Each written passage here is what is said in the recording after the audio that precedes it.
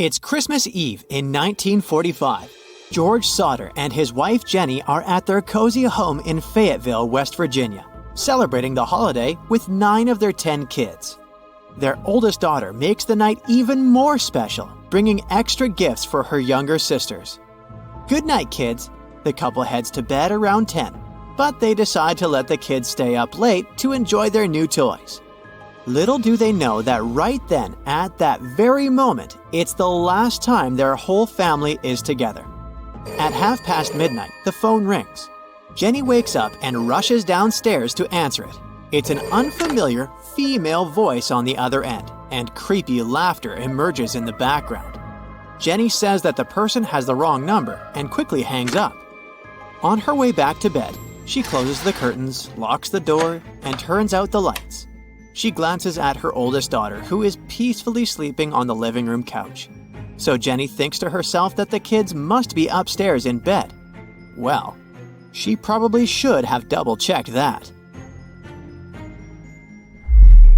It's 1:30 in the morning and Jenny wakes up once more. This time, a thick smoke is creeping into her room. Jenny and her husband rush out of the room only to find flames everywhere. Despite being completely shocked by the tragic scene, the couple and 4 of their kids manage to escape. But the other 5 kids are still inside the house. I mean, they must be, right? The thing is, investigators did a brief search of the grounds on Christmas Day, but they didn't find any trace of the kids. And that's strange. You see, the family's home was reduced to ashes in 45 minutes, and a body usually takes 2 to 3 hours to fully disappear in a fire. Could someone have taken the kids? Well, that's one theory. On the night of the fire, one witness indeed reported seeing a black sedan full of people speeding away from the family's house. And the chilling part is that some people reported seeing the kids in a car, at a restaurant, and even in a hotel on the following days. But none of these reports were confirmed. And not even a billboard with the missing kids' photo could give them any clues as to their true whereabouts. A disappearance case as mysterious as this one occurred in 1996 in Wilson County, Texas. Patty Vaughan was described as the kindest person in the world and an amazing mom to her 3 kids. On Christmas morning, she called her sister, all teary, saying that she had had a big fight with her husband. But that was not surprising because they were going through a tough divorce after 13 years of marriage. Later that day, Patty met with her husband at their house so he could celebrate the holiday for a couple of hours with their kids. But Patty had a different plan for the evening. She wanted to drop their kids at her cousin's house and enjoy the last hours of the holiday with her new boyfriend. Unfortunately, she never got to meet him that night. The day after the traditional gift exchange, Patty's boss found her blue Dodge Caravan on the side of a road leading to her home and workplace. But she wasn't inside, and she was never seen again. Have you ever heard of Britain's Roswell? Yep, that went down during the holidays, actually on the day after Christmas in 1980. On that day, 2 officers reported seeing a strange light in Rendlesham Forest, located in Suffolk, England. According to the witnesses, this strange flying object was fast. I'm talking about traveling 60 miles in just 2 seconds. A commercial plane, for example, would fly around 0.28 miles in that same time. So the officers thought that whatever was there, it was clearly under the control of the intelligence. Well, this story is quite well known, but there's another UFO mystery in England that's even more eerie. And it also happened during Christmas. Imagine being woken up at 1:25 on Christmas Day by a loud noise coming from the roof. That can't be Santa Claus, of course, but you start to question yourself. What started as the noise of branches hitting the roof becomes louder and louder until it sounds like giant hailstones, making you crazy. You stick your head out of the window and see nothing. Absolutely nothing. The sound then turns into a hum, then into a faint whisper. What looks like a horror movie plot happened to Mildred Head in 1964 in Warminster, a small town in Wiltshire, England. But she was not the only one. Later that morning, another woman was walking down the street when she was suddenly thrown to the ground by the force of savage sound waves. Around the same time, a couple was surprised by a similar noise. They described that frightening sound as if 5,000 tiles from their roof were ripped off and then put back on again. In total, more than 30 people reported hearing mysterious noises that Christmas morning. That was just the start of what we now call the Warminster Thing, a decades-long enigma of UFO sightings, scary sounds, and cars mysteriously breaking down after these strange occurrences. Over 50 years have passed, yet no theory can fully explain what happened in the UFO capital of the UK. Santa Claus coming down the chimney, 8 tiny reindeer, stockings filled with gifts. This perfect holiday recipe is described in the "'Twas the Night Before Christmas" poem. But there's a mystery hidden in that iconic poem. You see, the verses were first published in a newspaper called the Troy Sentinel on the 23rd of December, 1823. But there was a problem. The poem didn't have an author. This mystery persisted for 21 long years until a language professor from New York City named Clement Clark Moore claimed authorship. Mystery solved? Well, not exactly. A letter from 1879 raises an intriguing possibility. The author of the poem might not be who we think. In this letter, the daughter of a New York poet and farmer named Henry Livingston Jr. says that "'Twas the Night Before Christmas" is actually her father's work. She was too young to have heard the poem when it was originally recited, but the family says that her father read the poem to his kids 16 years before it was first published in the newspaper. But don't get too excited, because this whole story will probably remain a Christmas mystery. The truth is that the alleged author passed away just 5 years after the poem's publication, never once claiming to be the real author. The holiday season is usually a peaceful time of the year, but 1997 was an exception to this rule. It's December 22nd, and Beth Anne Rickets decides to do some Christmas shopping in the morning. She grabs her black purse and leaves her home in Des Moines, Iowa. She buys gifts for her kids and even decides to treat herself, choosing a special dress for New Year's Eve.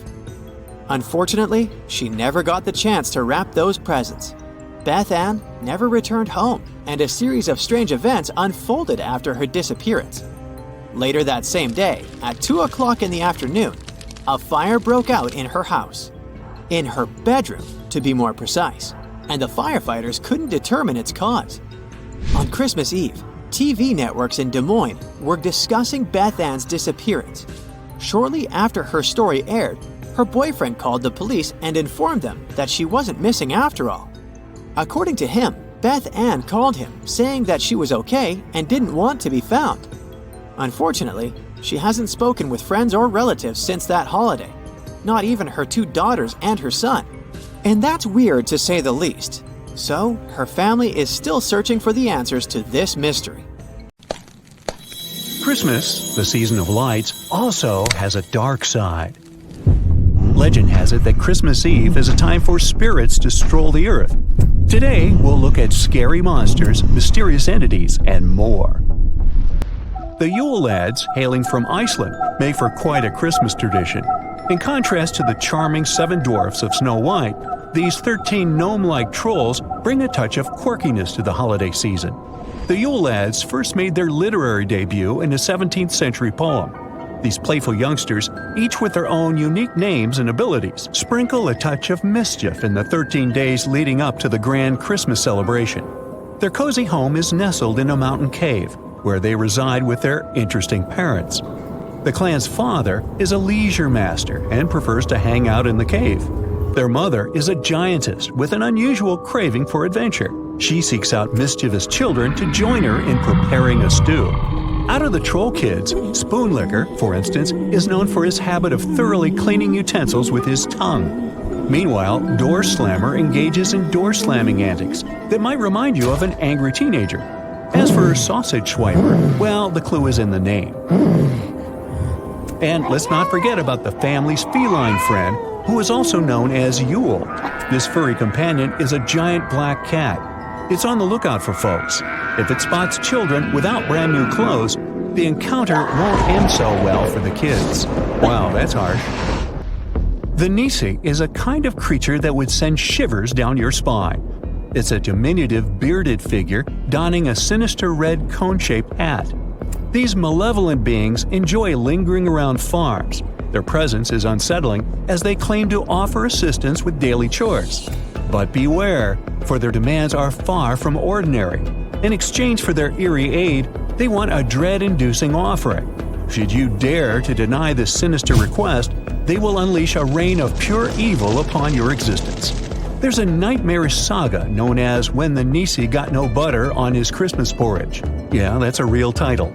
This tale revolves around a young girl who dares to tamper with Nisi's feast. She places the butter beneath the porridge, invoking his wrath. The horrifying consequences? He takes care of the farm's prized cow using his powers. Takes care, In Scandinavian folklore, many people know this creature as Tomten, too. Mary Lloyd is here to make you run for your life. It's New Year's Eve, and you're a young whelp. Suddenly, you hear some mysterious knocking at your door. As you swing it open, you're met with a spine-tingling sight. It's a tall, creepy figure wearing a long, flowing cloak with a horse's skull on its head. It's accompanied by a group of people who are chanting something in an eerie way. To make it even more unsettling, the horse skull has fake eyeballs in its eye holes, and its mouth is slightly open. This whole scene scares you so much that you can't even move. Not the vision of sugar plums you'd rather have. And then we have the Karakonkolos, hailing from the lands of Turkey and Bulgaria. Now picture a more sinister version of the elusive Bigfoot. The Karakonkolos lurks on street corners, posing riddles to passers-by. Answer correctly, and you may escape unharmed. But should you fail, you risk being plunged into a frigid slumber, even colder than the wintry night. In other corners of the world, the Karakonkolos revel in trickery, often masquerading as a familiar voice, tricking unsuspecting victims into venturing out into the snow. This eerie boogeyman is said to have originated from the Greek Kalakanzaros, its sinister influence echoing across the land. So, the Kalakanzari in Greece are a breed of goblins. For most of the year, they dwell underground, secretly plotting to bring about the apocalypse. However, when Advent arrives, they emerge into the human domain with sinister intent, sowing mischief and malevolence. These creatures are often described as dark, furry entities adorned with tusks and horns. They're male and curiously well endowed in their grotesque forms. Meet Frau Perkta, a character who comes from Germany and Austria.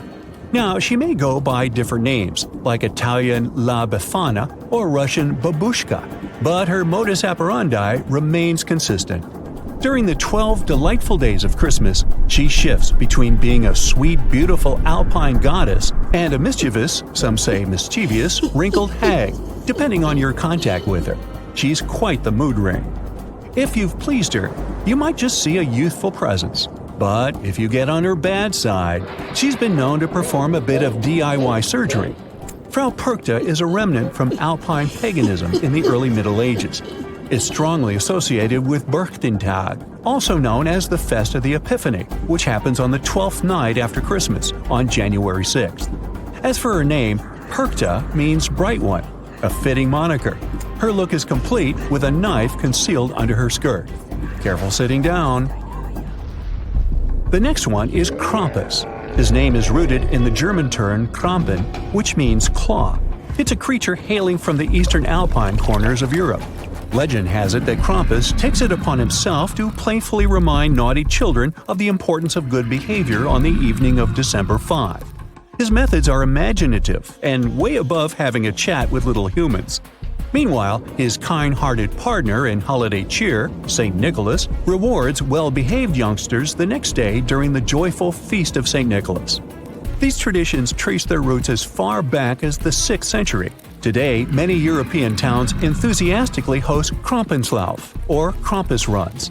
People dress up as him at festivals. And for those with a penchant for sending unique holiday greetings, there's the holiday cards option. In an Alsatian legend, there's a story of Hans Trapp. No, not the Von Trapp family. Hans is a local figure known for his extreme greed and lack of moral principles. He resorted to practicing witchcraft and making pacts with evil forces in pursuit of wealth. He faced a dramatic downfall. He lost both his wealth and his place in society. To evade detection, he adopted the guise of a scarecrow and wandered the countryside. At a certain point, he became fixated on the idea of experiencing the taste of human flesh. Oh boy. God recognized that matters had spiraled out of control and struck Hans Trapp with a bolt of lightning. He met his end, yet there are accounts of his spectral return on Christmas. Belsnickel is a character of German folklore. It's traditionally known for its unique role in guiding children toward better behavior, offering an intriguing contrast to the jolly figure of St. Nicholas. The term Belsnickel can be traced back to the fusion of bells, an older German term signifying fur, and nickel as a nod to St. Nicholas. Belsnickel is known for his visits to children, during which he engages them in friendly conversations and playful inquiries. Based on their responses, he may opt to reward them with a gift or employ a form of discipline, often involving a wooden rod. Belsnickel's origins can be traced back to the Middle Ages. The final touch is Grilla. She is a giantess who is able to sense children misbehaving all year round. She keeps a record of those children and sees them as snacks during Christmas time. Wait a minute, didn't we mention her before? If you ask this question, you're an attentive, devoted Brightsider. We have indeed mentioned her, the mother of the Yule lads. Remember that crowded family with the black cat? Now, Pierre Fouettard was a butcher. He was known for his involvement in the cases of abduction and robbery, leading to tragic fates for children. St. Nicholas uncovered his gruesome acts and miraculously revived the children. In retribution, Pierre Fouettard was sentenced to a lifetime of servitude, accompanying St. Nicholas and managing wayward youngsters. Well, thanks anyways, but I think I'll just stick with Santa Claus. Oh, and the reindeer. You've definitely seen all of these places on the screen during at least one holiday season, but would you recognize them in real life? Let's start with some easy ones for a warm-up. The Rockefeller Center Christmas tree has enough lights for a small country, and it has starred in more than one movie. So in this one, there's an adventurous young man separated from his family. I guess you got me at separated. It's Home Alone 2, Lost in New York. This movie is packed with real-life locks in the Big Apple. Queensboro Bridge, Plaza Hotel, Radio City Music Hall, the Empire Diner, the Woolman Rink, and the Bethesda Fountain in Central Park are all real. Don't look for Duncan's toy chest in the city, though. The facade used in the movie is actually the Rookery Building in Chicago. Kevin's uncle's house has a New York address in the movie, but in reality is a building in Universal Studios in Los Angeles. Alright, let's move on to our second location. Here's a hint for you. This building is an upscale department store in London. I hope you guessed it's Selfridges. And this is where one of the most famous scenes from Love Actually takes place, where Mr. Bean carefully wraps Alan Rickman's purchase at the jewelry counter. They say the founder of Selfridges coined the phrase, "the customer is always right," so I guess he wouldn't have liked Mr. Bean's work. While we're in this part of the world, how about a brief visit to Durham Cathedral? Does it look familiar to you? Anyone who has used the holiday season as an excuse to watch Harry Potter again will recognize this building. In the first movie, it played the part of Hogwarts on multiple occasions. Here, Harry releases his owl Hedwig, and Hagrid talks to the famous trio. In the second part, it's the place where Professor McGonagall teaches students to change animals into water goblets. How about this location? I know it's impossible to trick you. It's Harry Potter again. Alnwick Castle in Northumberland in northern England is the place where Harry and others learn to fly broomsticks for the first time. You can visit this place as it often has events and has some cool exhibits related to the saga. This house looks too good to be real, but it is. Do you remember seeing it in any holiday classic? It's Ralphie's house from A Christmas Story. You can visit it any time of the year in Cleveland, Ohio, and even stay overnight. There's also a museum across the street with costumes and memorabilia from the movie and rare behind-the-scenes photos. Moving on, does this location ring a bell? If you've seen it once, you'll never forget it. It's a Wonderful Life is one of the holiday classics. It was set in a fictional town in upstate New York and filmed in a movie studio in sunny Los Angeles. But a town called Seneca Falls claims to be the real-life prototype of Bedford Falls. It has a similar location, houses, downtown, and of course, the iconic bridge where it all begins. The director had a family in the area, so they say he stopped here for a haircut while working on the movie. If you're craving some holiday magic, you can visit It's a Wonderful Life Museum in the former movie theater. Let's make things a little bit harder, shall we? Do you recognize this beautiful house? Well, it doesn't scream winter because it's a luxurious mansion in Southern California that became famous after The Holiday. The villa where Cameron Diaz's character lives was designed by a famous architect, Wallace Neff, as his own house in the late 1920s. It was built in the Mediterranean style and has a lot of beautiful details. But you don't see them in the movie because the interiors were on a separate soundstage. Several years ago, the mansion was on the market for around $12 million. This village looks like it comes straight from a fairy tale, but it's real, and you will easily remember it if you've seen this holiday classic. Did you get my hint? The Holiday Classic. Yep, it's the village where the second main character of the beautiful love story lives. You won't find Iris's house here because even the exterior was built for the movie. But the village itself is probably the most photographed place in Surrey, England, and it's called Sheer. It has some small shops, a tea house, a museum, an art gallery, 2 pubs, an old church, and the cutest old footbridge across the stream running through the center of the village. They had to cover the whole place in artificial snow to make it look like an idyllic December.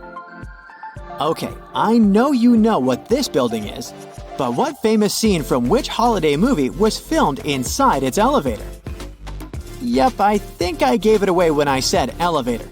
It's Elf, of course. The ever-awesome story of a human who was raised amongst elves at the North Pole, but eventually found his way to New York. I have to disappoint you though. There aren't really that many buttons inside the cabin, and they don't look like a Christmas tree. This landscape looks nothing like December, but the movie in question features some awkward family lunches and ugly sweaters, so trust me, it belongs here. Are you ready for the big reveal? It's Bridget Jones's diary. Stoke Park is where the bad guy, Daniel Cleaver, took Bridget for a weekend. The estate has more than 900 years of history, and it also starred in 2 James Bond movies. Wow, I wish I could teleport to this location right now. But whom would I meet there? Well, this is Bohemian Switzerland in Czechia, and you'd meet Lucy, Edmund, Susan, and Peter there. All the famous characters of the Chronicles of Narnia, The Lion, the Witch, and the Wardrobe. They filmed the summer scenes in New Zealand, and this place played the role of the Winter Wonderland. Shopping for gifts can be a tiring experience, especially when you do it at the huge Mall of America. Can you remember the characters in which movie chose this place for their last-minute holiday shopping? Jingle All the Way shows us the commercial side of the holiday season. Arnold Schwarzenegger and Sinbad are 2 fathers who have one mission: to get a Turbo Man action figure for their offspring. The largest mall in the Western Hemisphere seems like the best place for that purchase. And while we're on the topic of malls, can something be more about holiday shopping than the giant Macy's flagship in New York? The characters of this movie know it well. I'm sure you had no problem guessing it was a good old classic Miracle on 34th Street. You can still ride the original wooden escalators and meet Santa on the 8th floor. They say Macy's didn't want anything to do with the remake of the movie. So, the C.F. Kohl's department store from the newer version is the facade of the State of Illinois building in Chicago. Now let's see how well you know the more recent Christmas movies. This beautiful garden appears in one heartbreaking festive season story. Can you name it? The Phoenix Garden is a community garden in Covent Garden, London, and this is where Kate from Last Christmas realizes the scary truth about the guy she's in love with. Wow, that is one festive place. Do you remember it from any movie? It's the Princess Switch, where the Duchess of Montenaro switches places with an ordinary woman from Chicago. Montenaro is not a real place, but its royal palace is. It's Hopetoun House near Edinburgh, and it's been home to the Hope family since the late 17th century. It should reopen for visitors in the spring of 2024 after a reconstruction in case you want to stop by. How many locations did you get right? Let me know in the comments below. Imagine leaving cookies and milk out for Santa, and he does actually show up, but with a furry companion that is not a reindeer. According to Folklore, Krampus is a big, scary creature with horns and hooves, and he goes out looking for children who've been bad. The name Krampus might derive from the word krampen, which means rotten, or cramp, which means claw. Nobody's completely sure where Krampus came from, but some people think he's been around since before people started celebrating Christmas. Some say that people have been celebrating Krampus since the 6th or 7th century, which is a super long time ago. But there are no writings about Krampus before the 16th century, so solid details about him are still a mystery. There are also theories that suggest Krampus is the son of the ruler of the underworld. Krampus is like the total opposite of Santa Claus. He is this scary mythical creature who looks a lot like half goat and half demon. He has fur all over and sharp teeth. Krampus carries chains, which are believed to symbolize how people once tried to keep bad spirits under control. He likes to shake those chains for a bit of drama, and sometimes these chains have bells of different sizes jingling along. He also brings bundles of birch branches, and he uses them to punish naughty kids. Some folks think these birch branches might have had a special meaning in ancient pagan rituals. If you like to explore such stories, like, share, and subscribe to How About. In some versions, the birch branches are replaced with a whip. Krampus was said to be sometimes seen with a sack or a basket strapped to his back. And that was not for carrying toys or gifts, that was for hauling away bad children. Some say he might take them away for further punishment, or even on a one-way trip to the underworld. Krampus goes by different names in different places, like Black Peter and Klaubauf, to name some. In parts of Europe, people celebrate St. Nicholas Day on December 6th. The night before St. Nicholas Day is what they call Krampus Night. During this time, Krampus performs his spooky tricks to frighten naughty kids. Sometimes he is with St. Nicholas, and sometimes he's on his own. St. Nicholas usually looks like a bishop in fancy clothes, carrying a golden staff. He is all about good kids, but Krampus is in charge of naughty ones. St. Nicholas hands out gifts, while Krampus gives out coal and birch branches.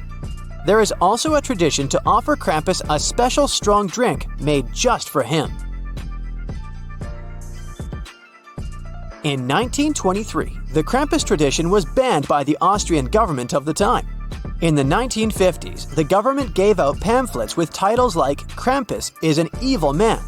But as the 20th century was wrapping up, some people started to get interested in Krampus all over again. They wanted to bring the tradition back, and they did it. It's still going strong today. In places like Bavaria, people are still making their own hand-carved wooden masks to keep the Krampus spirit alive. During Krampus celebrations, people dress up in all sorts of costumes. These characters include Krampus, St. Nicholas, a woodsman, angels, and an old woman.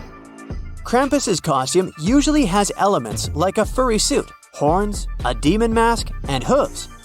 He might have also had props like bells, birch branches, a basket on his back, chains, and a walking staff. Traditional Krampus costumes were made from not so animal-friendly materials, but these days they're often made out of cheaper materials, like fake fur and latex. Every year, as Christmas approaches, there's a pretty unique tradition that happens in the Alpine villages of Austria. It's a tradition that's been around for over 1,500 years. and it still gets everyone excited, especially in the Austrian region of Tyrol. Families gather to watch the Krampus parade. In this parade, young guys dress up in fur suits and wooden masks and attach cowbells to themselves. They even ride on chariots with fire. During these festivities, you'll spot Krampus figures and their gang of elves mingling with the crowd. They're on the lookout for innocent bystanders, often older kids and adults. These red-eyed costume folks carry prickly brooms and birch branches. When they spot a target, they chase their victims until they give in. They might even shake chains and whip their birch branches around to make the spectators a little jittery. Most of the people from Tyrol think this tradition is good fun. They're often found munching on roasted chestnuts while enjoying the whole thing. Traditionally, children leave their shoes out and wait. If they've been nice, they find treats in their shoes. But if they've been bad, they might find a birch rod, which is not a fun surprise. Nowadays, Krampus isn't actually dragging kids to the underworld, but he still likes to play some pranks. In Styria, there's a tradition where Krampus gives families birch bundles. People paint these twigs gold and display them in their homes all year long. They serve as a reminder to kids that Krampus is watching, even if they temporarily forget about him. In smaller, more isolated villages, Krampus has other scary companions, like a wild man with antlers.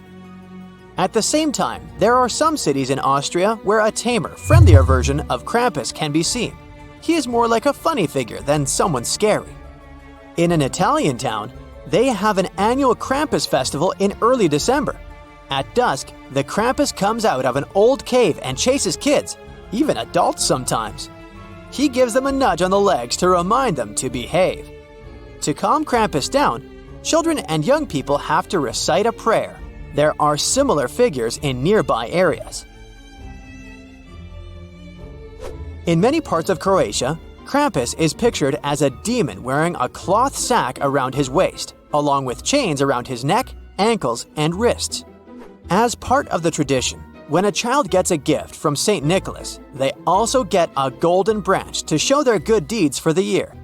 But if the kid has been naughty, Krampus takes the gifts and leaves a silver branch instead to remind them of their not-so-great behavior. Krampus can also thank the hype for buying stuff in the 1800s for his growing popularity. Around that time, people were all about trying new things, so manufacturers saw an opportunity to make money off Krampus. It started when the Austrian authorities let go of the control over postcard production. This allowed businesses to produce a variety of Krampus-themed postcards, and they really took off. When mass media like postcards became a big thing in Germany and Austria in the 1890s, Krampus got caught up in the craze. They started making special holiday cards called Krampuskarten. But these cards weren't about spreading warm and fuzzy feelings. The ones that said greetings from Krampus were quite different. Many of these postcards showed Krampus going after children, leading them away or carrying them off in his bag. Not the kinds of cards you would send to your grandma. Some postcards meant for grown-ups showed Krampus as a woman and sometimes with women. Until 2004, most people in the United States probably had no clue about Krampus or those Krampus cards. But then, one art director named Monty Beauchamp put together a book filled with Krampus cards and also set up an art show based on them. It's hard to say if Monty is the main reason why Krampus became a thing in the United States, but ever since, Krampus has become sort of a funny, ironic figure in America. And the real kicker occurred in 2015, when they came out with a big Krampus movie. Not a low-budget one, but a proper comedy horror film called Krampus, starring Adam Scott and Toni Collette. So even though Krampus is pretty new to America, this Alpine legend is like the original Bad Santa who's been around for generations. Now, doctors recommend risking your life at least twice a day. Brushing your teeth at least twice a day. But you see, the seemingly harmless toothpaste that peacefully chills on every American counter poses a life-threatening danger because of one not-so-harmless ingredient, sodium fluoride.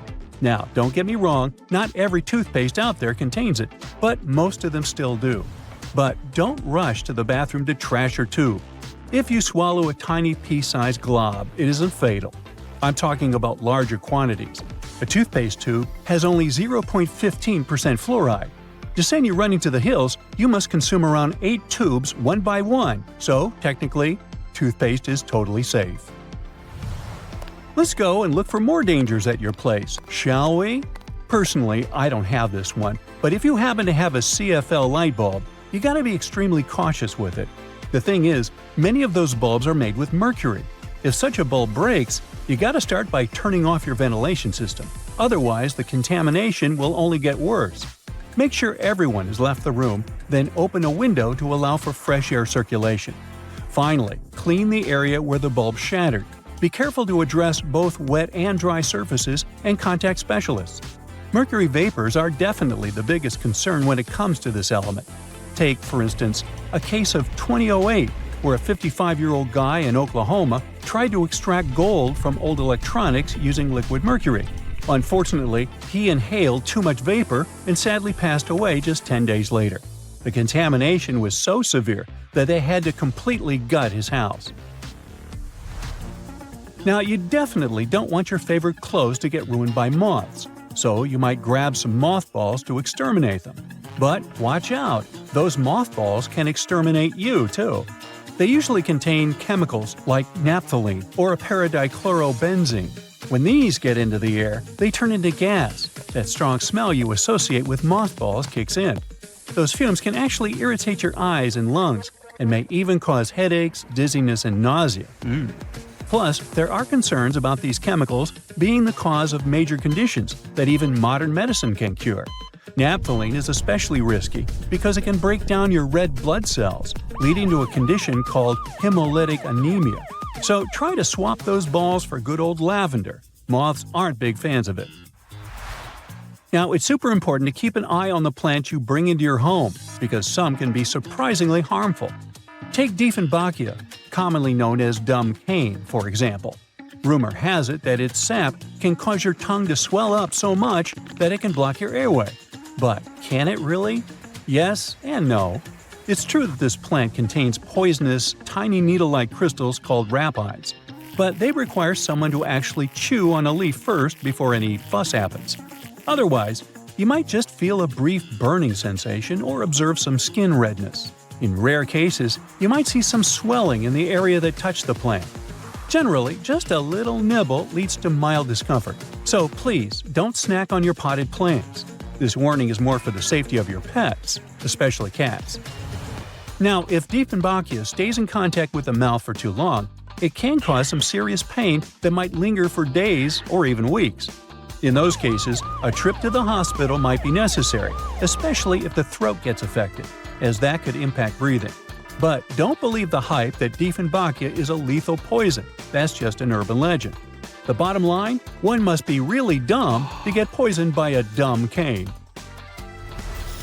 Now, using a power washer can be more dangerous than you might think. The intense pressure can lead to serious injuries, and the high-speed spray can kick up debris that might cause even more harm.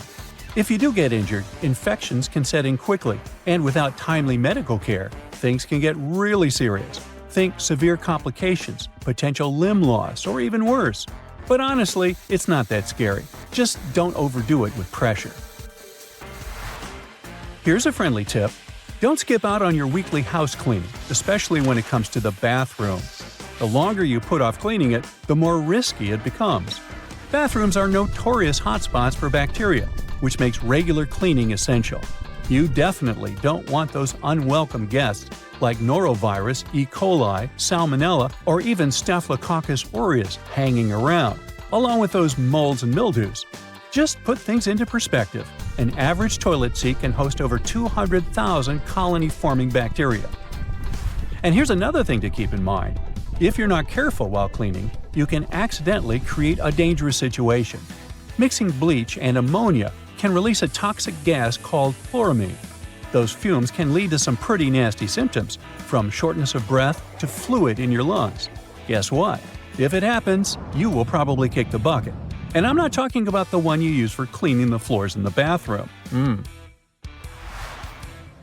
On a sweltering summer day, having air conditioning is definitely a blessing.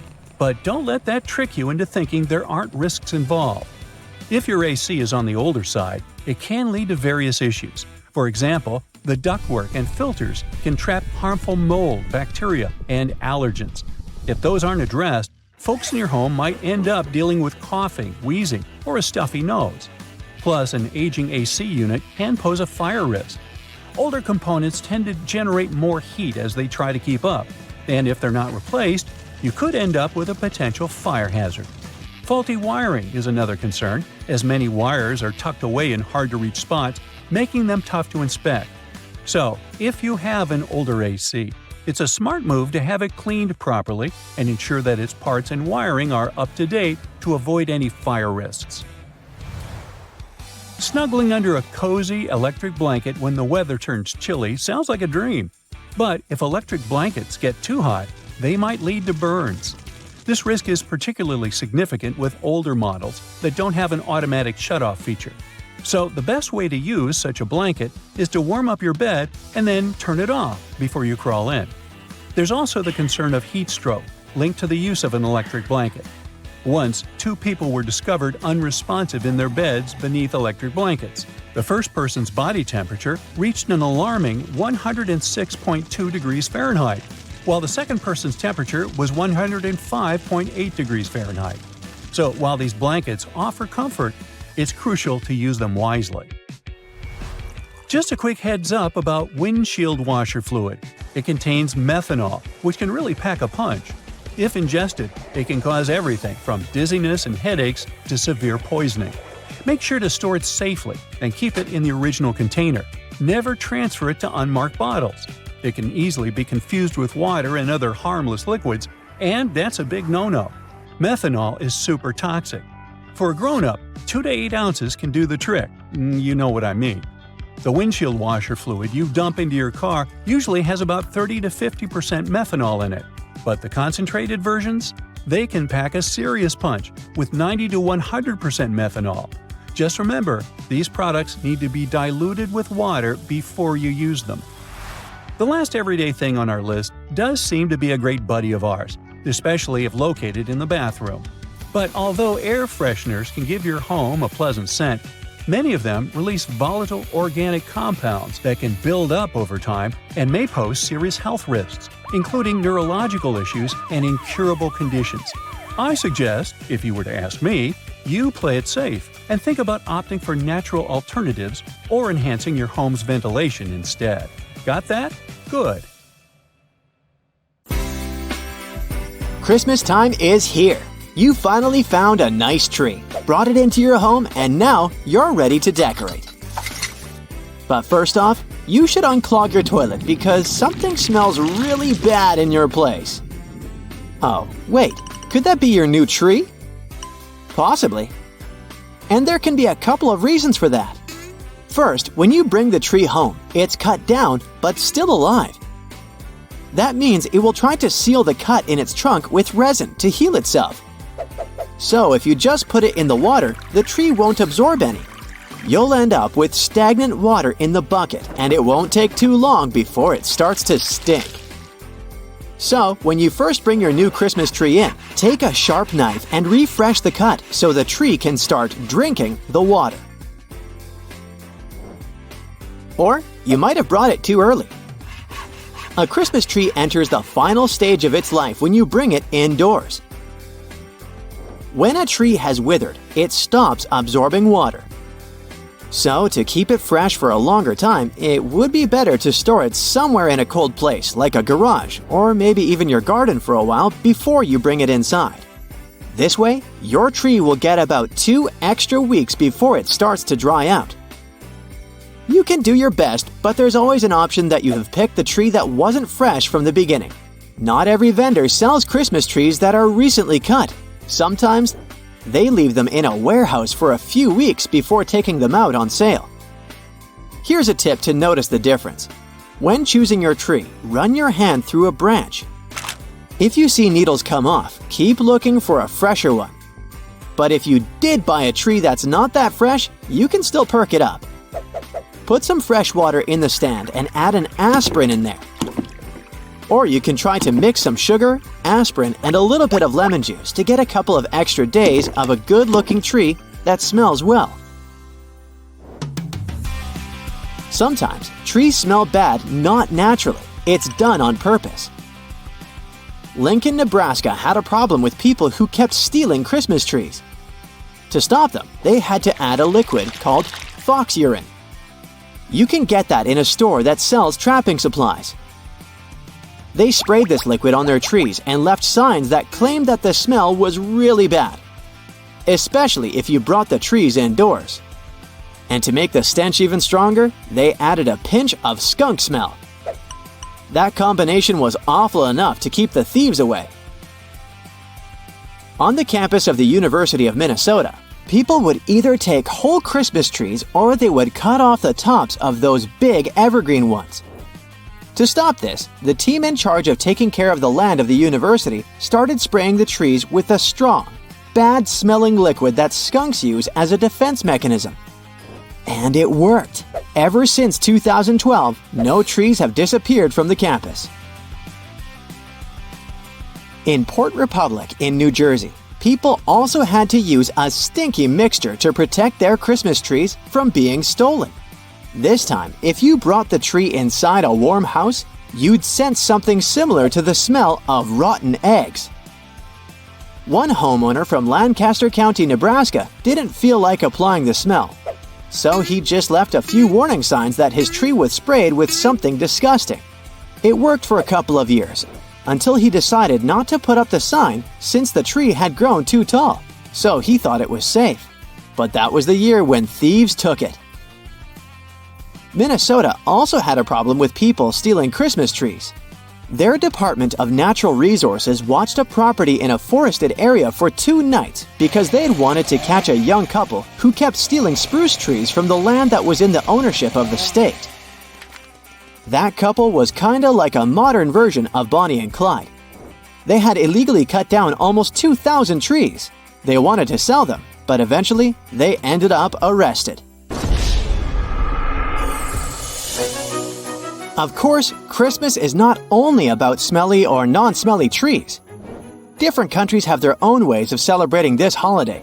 For example, in Austria, there's a character called Krampus, who scares kids who haven't been good and leaves them sticks. In Catalonia, a region in northeastern Spain, they have a nativity scene with their own funny figurines. They also have a pretty unique tradition called Dia de Nadal. It's a log with a red hat and a face drawn on it. They treat it as a Christmas character. They feed the log bits of food and then hit it with a stick while singing a special song. The log is then supposed to poop out presents, which are often pieces of nougat candy. In Sweden, Christmas is not Christmas without Donald Duck. About 40% of Swedish people gather around their TVs on Christmas Eve to watch this popular cartoon. Ever since 1959, their main TV channel has been showing a special program called Donald Duck and His Friends Wish You a Merry Christmas. Back in the day, Sweden had only 2 TV channels, so this was the only time they could actually watch American and Disney cartoons. The tradition became so popular among people that many, during this program, used their phones less. There were even fewer emergency calls at that time. It's a tradition they really value, not something you can perhaps record and watch later. People are so into the show that they watch it in silence unless there's a funny scene when they laugh or when they want to share their favorite lines. Here's something that will warm your heart. J.R.R. Tolkien, the author of The Lord of the Rings, wrote letters to his kids every year where he presented as Father Christmas. These letters started off as simple Happy Christmas cards, but as time went by, they turned into more complex stories. After a while, he even started talking about goblins, a polar bear sidekick, the man on the moon, snow elves, and many other magical things. He even developed a special Arctic language. People in Iceland have a beautiful cozy tradition. which in translation from their language means Christmas book flood.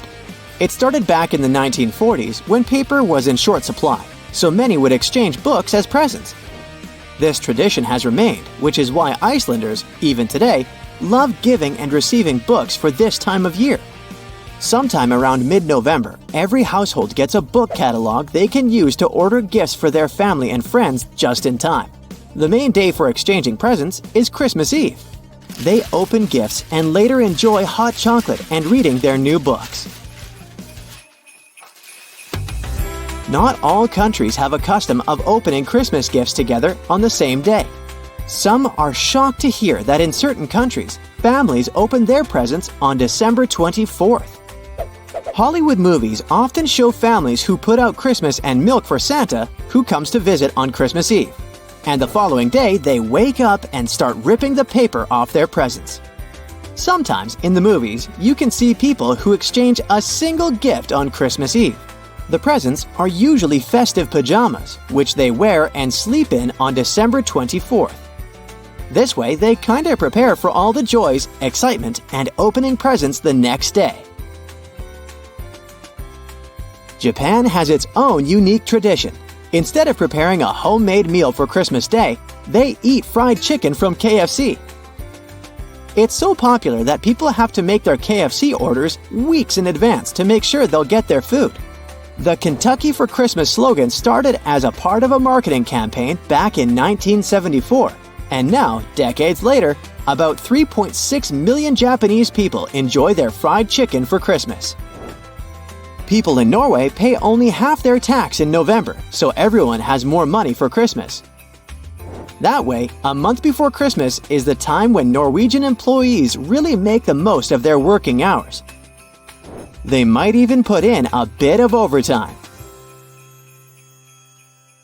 A label on your panties digging into your most sensitive spots is definitely not the best feeling. Sure, you can cut it off, but often that just leaves even sharper corners that can be more annoying. But what if you've been cutting those labels wrong this whole time? Check it out. On the left, the label is sewn into the seam, while on the right, it's just hanging on by a couple of threads. Just snip those threads, and voila! It's like the label was never even there. Plus, with this little hack, you can always pick panties in the store that are guaranteed to be comfy. If you've traveled to Europe recently, you may have noticed how nasty the bottle caps have become. Yeah, according to the law, they now have to scratch your nose. They have to be attached right to the bottle. If these bottles annoy you too, try this. Once you open the bottle, rotate the cap 90 degrees and pull until one of the plastic connections breaks. And finally, turn the bottle until the cap touches your chin, not your nose, and drink. You've been using the colander in the wrong way all this time. This smart kitchen device has a hidden function. The traditional way of draining noodles involves dumping boiled noodles into a colander, right? But if your colander is about the same size as your pot, try this instead. Place the colander on top of the pot with the noodles, like a lid, and drain the water out. This method is faster and less messy, and it keeps your noodles in the pot where they belong. Toilet plungers and sink plungers are quite different, and the toilet version has a handy rubber flap called a flange that pops out from the cup. This flange fits snugly over toilet drains, giving you strong suction to tackle stubborn clogs. While a sink plunger won't help with toilet troubles, the toilet plunger can work on your sink or tub. Just make sure to keep that flap tucked inside the cup. And don't forget to give it a thorough clean with bleach before switching from toilet to sink use. You definitely don't want to mix things up. If you still work in an office, next time you print out something, make sure to check out this stapler built right into the printer. It can staple all the documents that fit in the slot at the same time. By the way, it's not something new. Such printers have been around since the 90s. Why buy a ruler and spend your hard-earned dollars if you can simply use a dollar bill to measure whatever you want?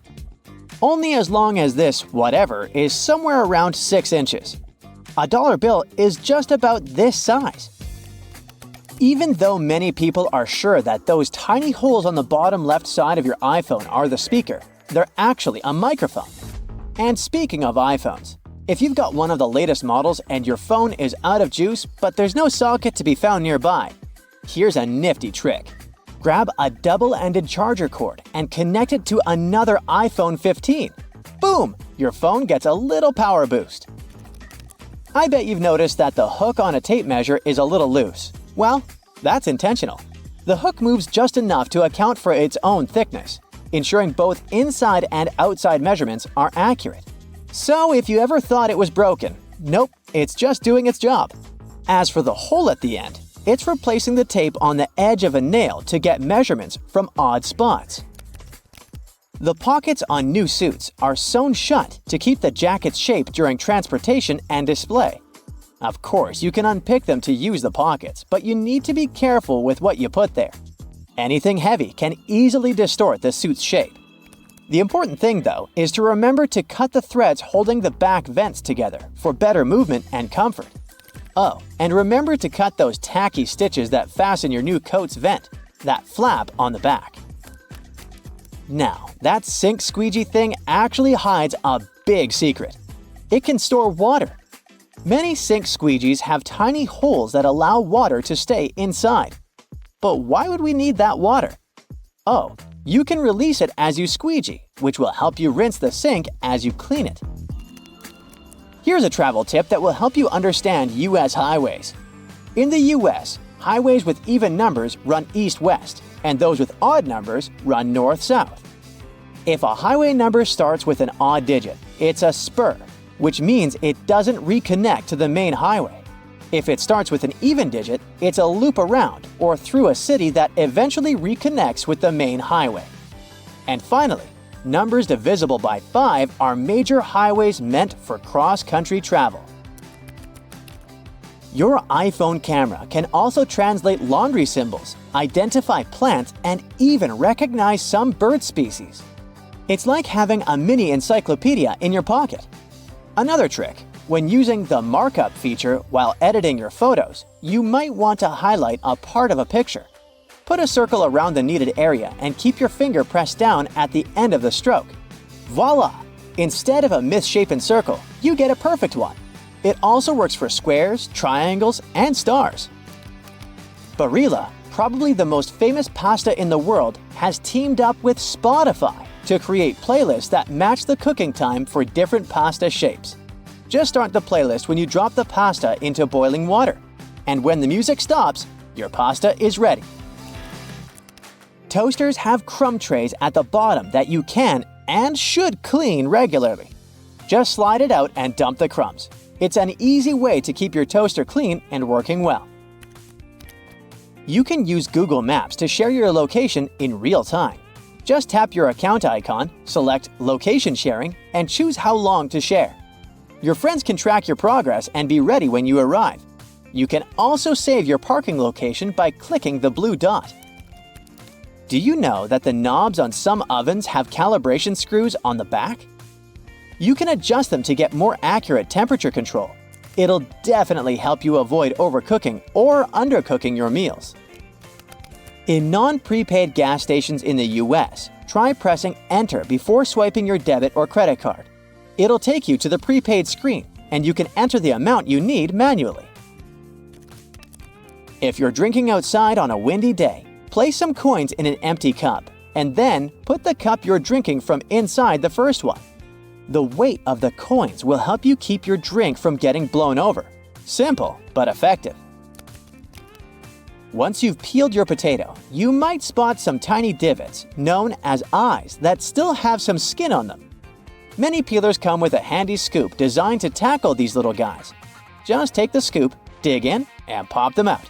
Easy peasy. Your favorite potato recipe will be totally eye-free in no time. A cell phone's camera can help you to figure out whether your remote is working. The camera is sensitive to infrared, so you just need to turn it on and point the remote at the camera while pressing the remote's buttons. You'll see the LED flashing in response. If you spot nothing, something is definitely wrong with the remote. Bonus fact here: white vinegar isn't just for cooking, it's also the real laundry hero. If you add it to your laundry, it'll take out all the bad smells from your clothes. The amount to add can be anywhere from a splash to a cup during the wash. And don't worry about the vinegar smell. It washes away completely, leaving your clothes fresh. It's also great for removing hard water buildup. We all know Grinch, the big, fluffy green dude who can't stand our favorite winter holiday. The character was created by Dr. Seuss, and he first appeared in his book in 1957. By the way, Grinch wasn't green in the book. It was black and white. Also, if you're wondering how old Grinch is, he's 53, the same age Dr. Seuss was when he wrote the book. But let's learn more about the character. We all know how the story goes. A furry creature is living in seclusion on a cliff outside the town of Whoville. The citizens are obsessed with the winter holiday and make such a big fuss around it every year, and also a lot of noise. Grinch lives on Mount Crumpet, away from everyone, but can still hear happy people. He's annoyed with joyful citizens, their happiness, and the holidays, so he decides to cancel the holiday. He steals all presents and decorations the night before it. His plan doesn't work quite as planned. The next morning, he finds the citizens singing joyfully anyways. This makes him understand that the holiday spirit isn't about gifts and decorations. So, in the end, he comes around, returns everything he had stolen, and even celebrates with everyone else. The original story from Dr. Seuss, which only takes about 12 minutes to read, got immediate recognition and became a symbol of the winter holidays. There were offers to animate it, but the author was very resistant to animating any of his books, for several reasons. Reason number 1. He didn't want the series to become more famous than his books and didn't want a movie or animation to be the first thing people think of when they hear about his work. The second reason is that Dr. Seuss was super meticulous and he felt like no one could fit his standards. In the 1960s, a guy was continuously approaching him with the idea of animating the Grinch story. The guy was a great animator that was as perfectionist as Dr. Seuss himself, and he broke the ice by sending the author an amazing depiction of Dr. Seuss's famous character, the Cat in the Hat. After some negotiations, Dr. Seuss gave his permission for a TV adaptation of Grinch. 9 years after the book was published, the first animated TV adaptation aired. Dr. Seuss, the author of the book, wrote the lyrics to all the songs in the movie. Also, even though the Grinch was black and white in the book, in his TV adaptation, the director, inspired by the green rental cars he had driven, made him the same green color. We all think this green makes Grinch kinda chic, even though the intention was the exact opposite. Anyway, since then, Grinch was established green. Also in the book, the citizens of Whoville were furry, and they weren't wearing any clothes. They also didn't have shoes, but female residents of Whoville had high-heeled feet, so the cartoon was quite adjusted. The animation was an absolute success. It still sits with 100% on Rotten Tomatoes, claiming the movie to be an ultimate holiday story. The Grinch was named one of the greatest cartoon characters of all time. The word Grinch is now used in everyday language. This is what people now call a grumpy person with an anti-holiday spirit. People wanted more. Fans were constantly writing to Dr. Seuss, asking for more Grinch content. In 1977, which is over 20 years after the release of the original story, the author wrote a Halloween film. Halloween is a Grinch night. The next appearance of Grinch was in the famous 2000 live-action movie starring Jim Carrey. The movie was so exciting that even Queen Elizabeth II herself attended the London premiere in London. The movie got mixed reviews, but it's widely loved by people across the world. And Grinch is one of the actor's most iconic performances. Other actors who were considered to play Grinch were Eddie Murphy and Jack Nicholson. The role wasn't easy for Jim because of the heavy makeup he had to get into every time to become Grinch. The first working day lasted about 8.5 hours. However, rumor has it that the preparation was so long that the actor almost quit the movie, saying that it was too much. Gladly, a solution was found. A CIA counselor was hired to teach Jim suffering resistance techniques to help him go through the makeup process, which was pretty complex. It would take around 3 hours to do the makeup and get into the costume. and an additional hour at the end of the day to scrape the makeup off the actor's face. Jim Carrey went through the makeup chair around 100 times. This is 400 hours or 16 days in total of just sitting still in a chair, doing nothing, and not even being able to itch whatever was itching. The actor said that after going through it so many times, he learned to be the calmest person, no matter what. Still, the way to Zen wasn't easy. The director of the movie decided to support him. One day, he got all the makeup and the costume on too, and spent the whole day on set directing, dressed as Grinch. When Jim first saw the director in the costume, he thought it was a stunt double and got angry, saying that the dude looked nothing like him. Just imagine what it looked like when two Grinches were interacting on set, a taller one and a shorter one. I'm sure that everyone around had a blast. By the way, the fur that is used in the costume is yak hair that's dyed green. The yellow lenses were important so that no one recognized Jim behind the costume and could only see Grinch. Those lenses were the biggest problem and were hurting a lot. At times, Jim absolutely couldn't tolerate them anymore, so in some scenes, he acted without them, and they were added later in post-production with CGI. But what happened to Grinch after the day when he decided to celebrate with the people from Whoville? He probably lived happily ever after there with his new friends, but fans have a theory even about his afterlife. They say that Jack Skellington from Tim Burton's movie is the Grinch in the afterlife. Let me spill some facts. First, Tim Burton could have directed the 2000 Grinch movie, but in the end, the director's chair was given to Ron Howard. Grinch's heart grew 3 times bigger, symbolizing both that he became a better person, but also that his love for the winter holiday supposedly grew big. Supposedly, Grinch loved the holiday for the rest of his life. So if he really became Jack Skellington in the afterlife, it explains Jack's sudden obsession with the holiday. He doesn't remember his previous life, and he doesn't remember the holiday. But he immediately gets obsessed with it because his heart remembers the love and it draws him. But also, both characters have cute sidekicks.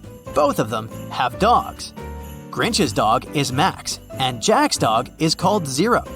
Zero can very possibly be Max as a ghost dog. There's no official confirmation or even comments regarding the theory, but it's an interesting suggestion, and if the movie does exist in the same universe, I'd say that it's a perfect way to combine them. There's another fan theory that possibly explains how Grinch got his dog. As we know, Grinch lives on Mount Crumpet, outside Whoville.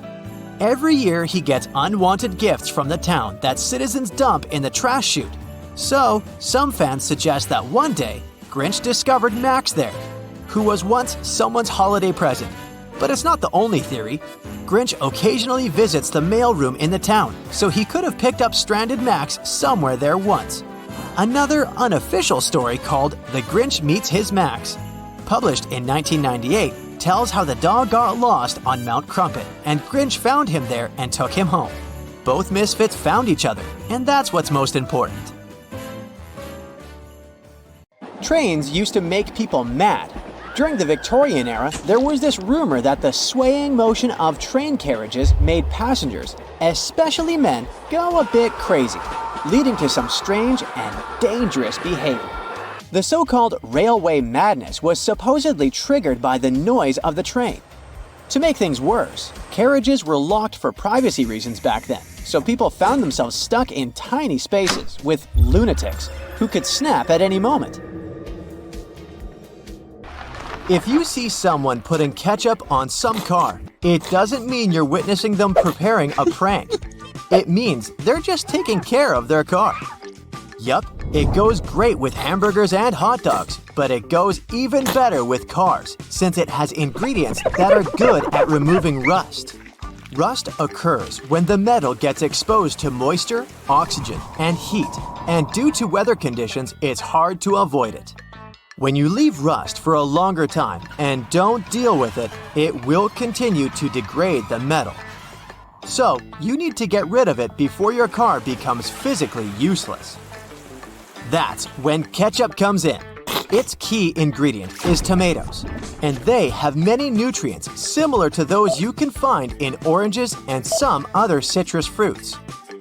For instance, citric acid can help you remove rust from metal surfaces since it eats through rust. We're not talking about the cars only. You can use it on metallic kitchenwares, furniture parts, jewelry, and rust spots on generally any metallic item. You can combine it with washing soda. It's not quite effective against rust, but when you combine it with ketchup, it'll do the work. Mix these two and apply them to the rusted area. Leave it like that for about half an hour and wash it with a wet cloth or sponge. You can combine ketchup with salt instead, or just apply a lot of it on the rusty area without using any additional ingredients. Ketchup removes tarnish from brass copper too.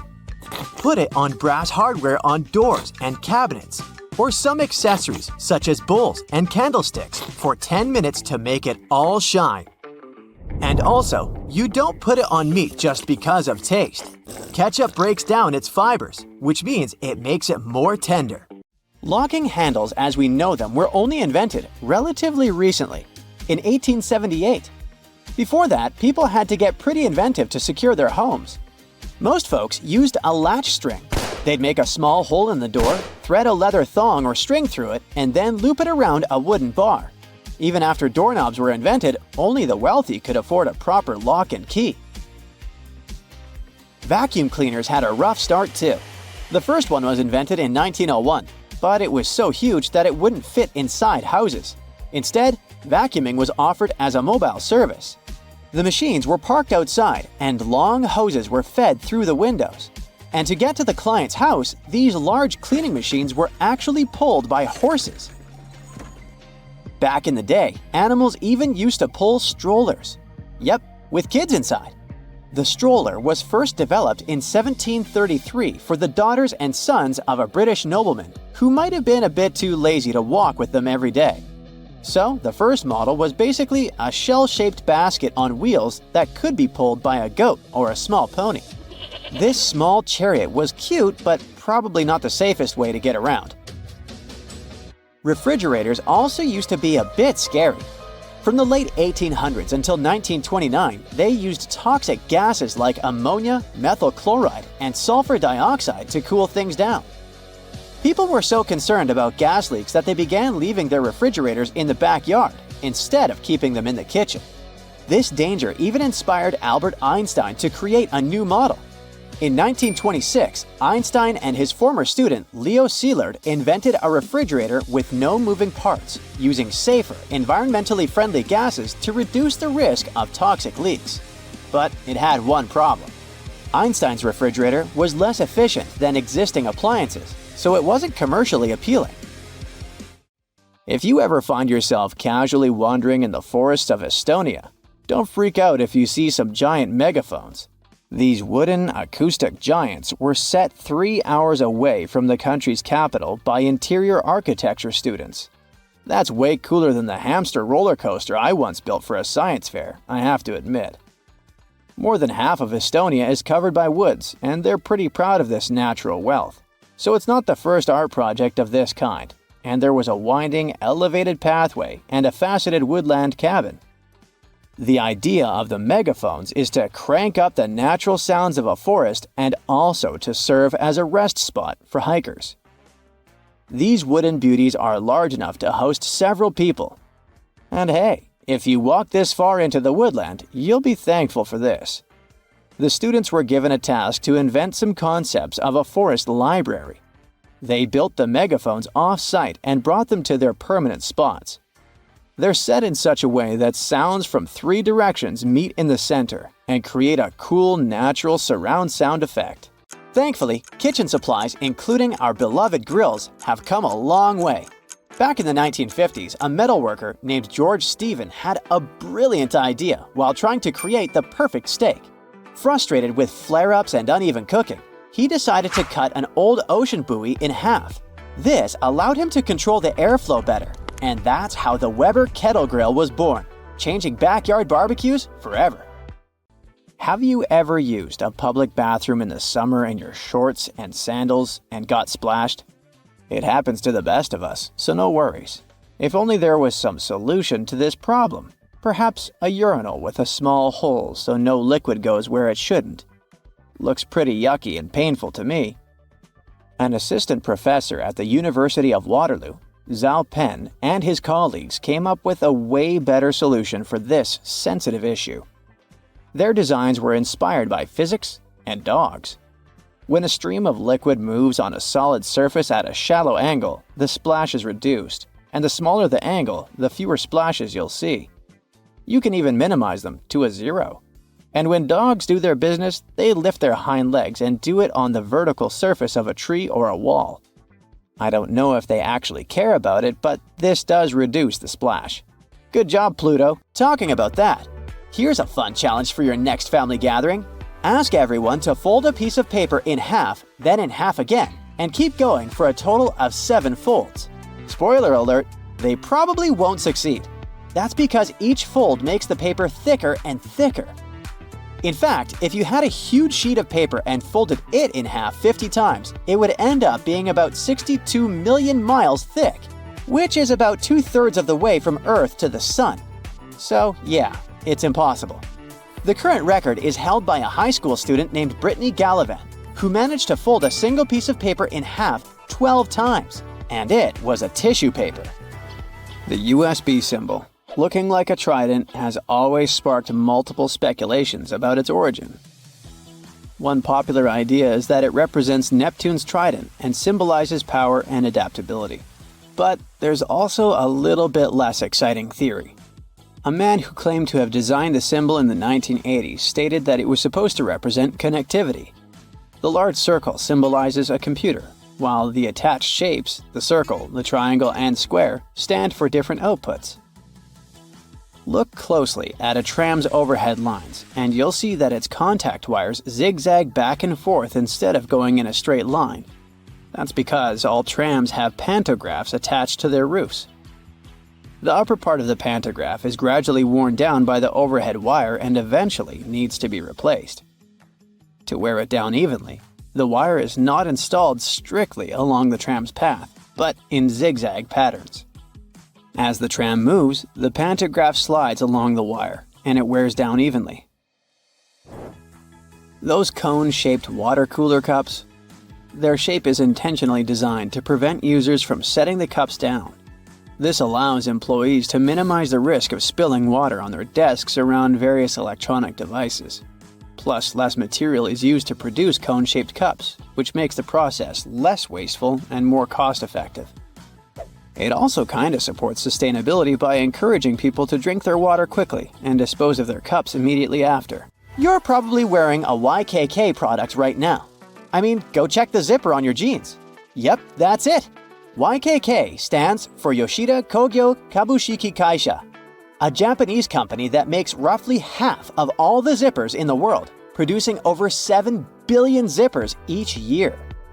Originally called hookless fasteners, they became known as zippers after a pair of rubber boots that could be fastened with a single zip became popular in 1923. The name stuck because of the high-pitched zip sound they make when used.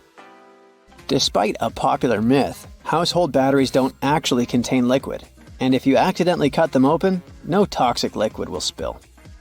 Most of them are dry cell batteries, which are made of electrochemical cells. Those convert chemical energy into electrical energy. Larger batteries often house numerous small cells within them too. Even Tesla vehicle batteries consist of multiple small cells. When combined, they easily provide the necessary voltage. Did you know that nail polish used to be a status symbol? In ancient Egypt, queens like Nefertiti and Cleopatra were famous for their red nails, while lower-ranking citizens were only allowed to wear pale shades. You'll probably agree that there's no better snack than a pack of chips. Some are flat, others have ridges. Is it just aesthetics? Not really. The main purpose of those lines on some kinds of chips is to help with the distribution of spices and seasonings. In other words, all those substances that make your chips taste like cheese are mostly stored inside the lines. Plus, the lines make chips crunchier. This item here was also popular in ancient Egypt. What looks like a weird bench was actually a weird type of pillow. Back then, Headrests were made from materials like wood, ceramic, and stone. Unlike our comfy pillows today, those ancient ones were used to protect people's hairstyles. That way, their hairdos stayed neat, even though they had a very uncomfortable night. If you've left a pot on the stove and your food burned, once again, take ketchup. Its acids will ease all the scrubbing and help you with grease. Just leave it over the night and you'll be able to wash the pot more easily. Or keep those small packages of ketchup we all end up having from fast food orders in the freezer. The ketchup won't be as hard as an ice cube as it freezes. So it will be good for soothing insect bites or similar things. For 8 centuries, forks were considered cursed and nearly forbidden in the West. The first models were used by the elite in the Middle East and the Byzantine Empire, and they made their way to the West in 1004, thanks to a noblewoman named Maria Agrippina. People were pretty shocked by it, to say the least. So when she passed away just 2 years later, everyone blamed the fork, thinking it was some kind of divine punishment. By the way, its name comes from the Latin word furca, which means pitchfork. Next on our list is Nike's iconic moon shoe, but I'm talking about the unique pattern of its sole. Back in the 1970s, Nike co-founder Bill Bowerman was making waffles for breakfast with his wife when he had a sudden idea: to pour a plastic material called polyurethane into the waffle iron. The machine was ruined, of course, but I guess it was worth it since that's how the first Nike waffle trainer was born. I mean, its sole.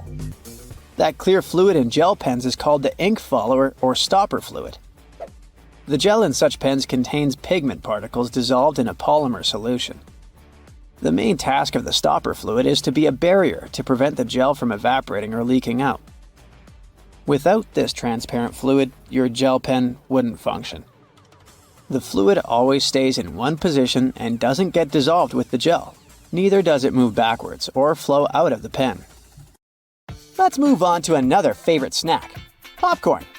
These days, cinema and popcorn go hand in hand, but it wasn't always this way.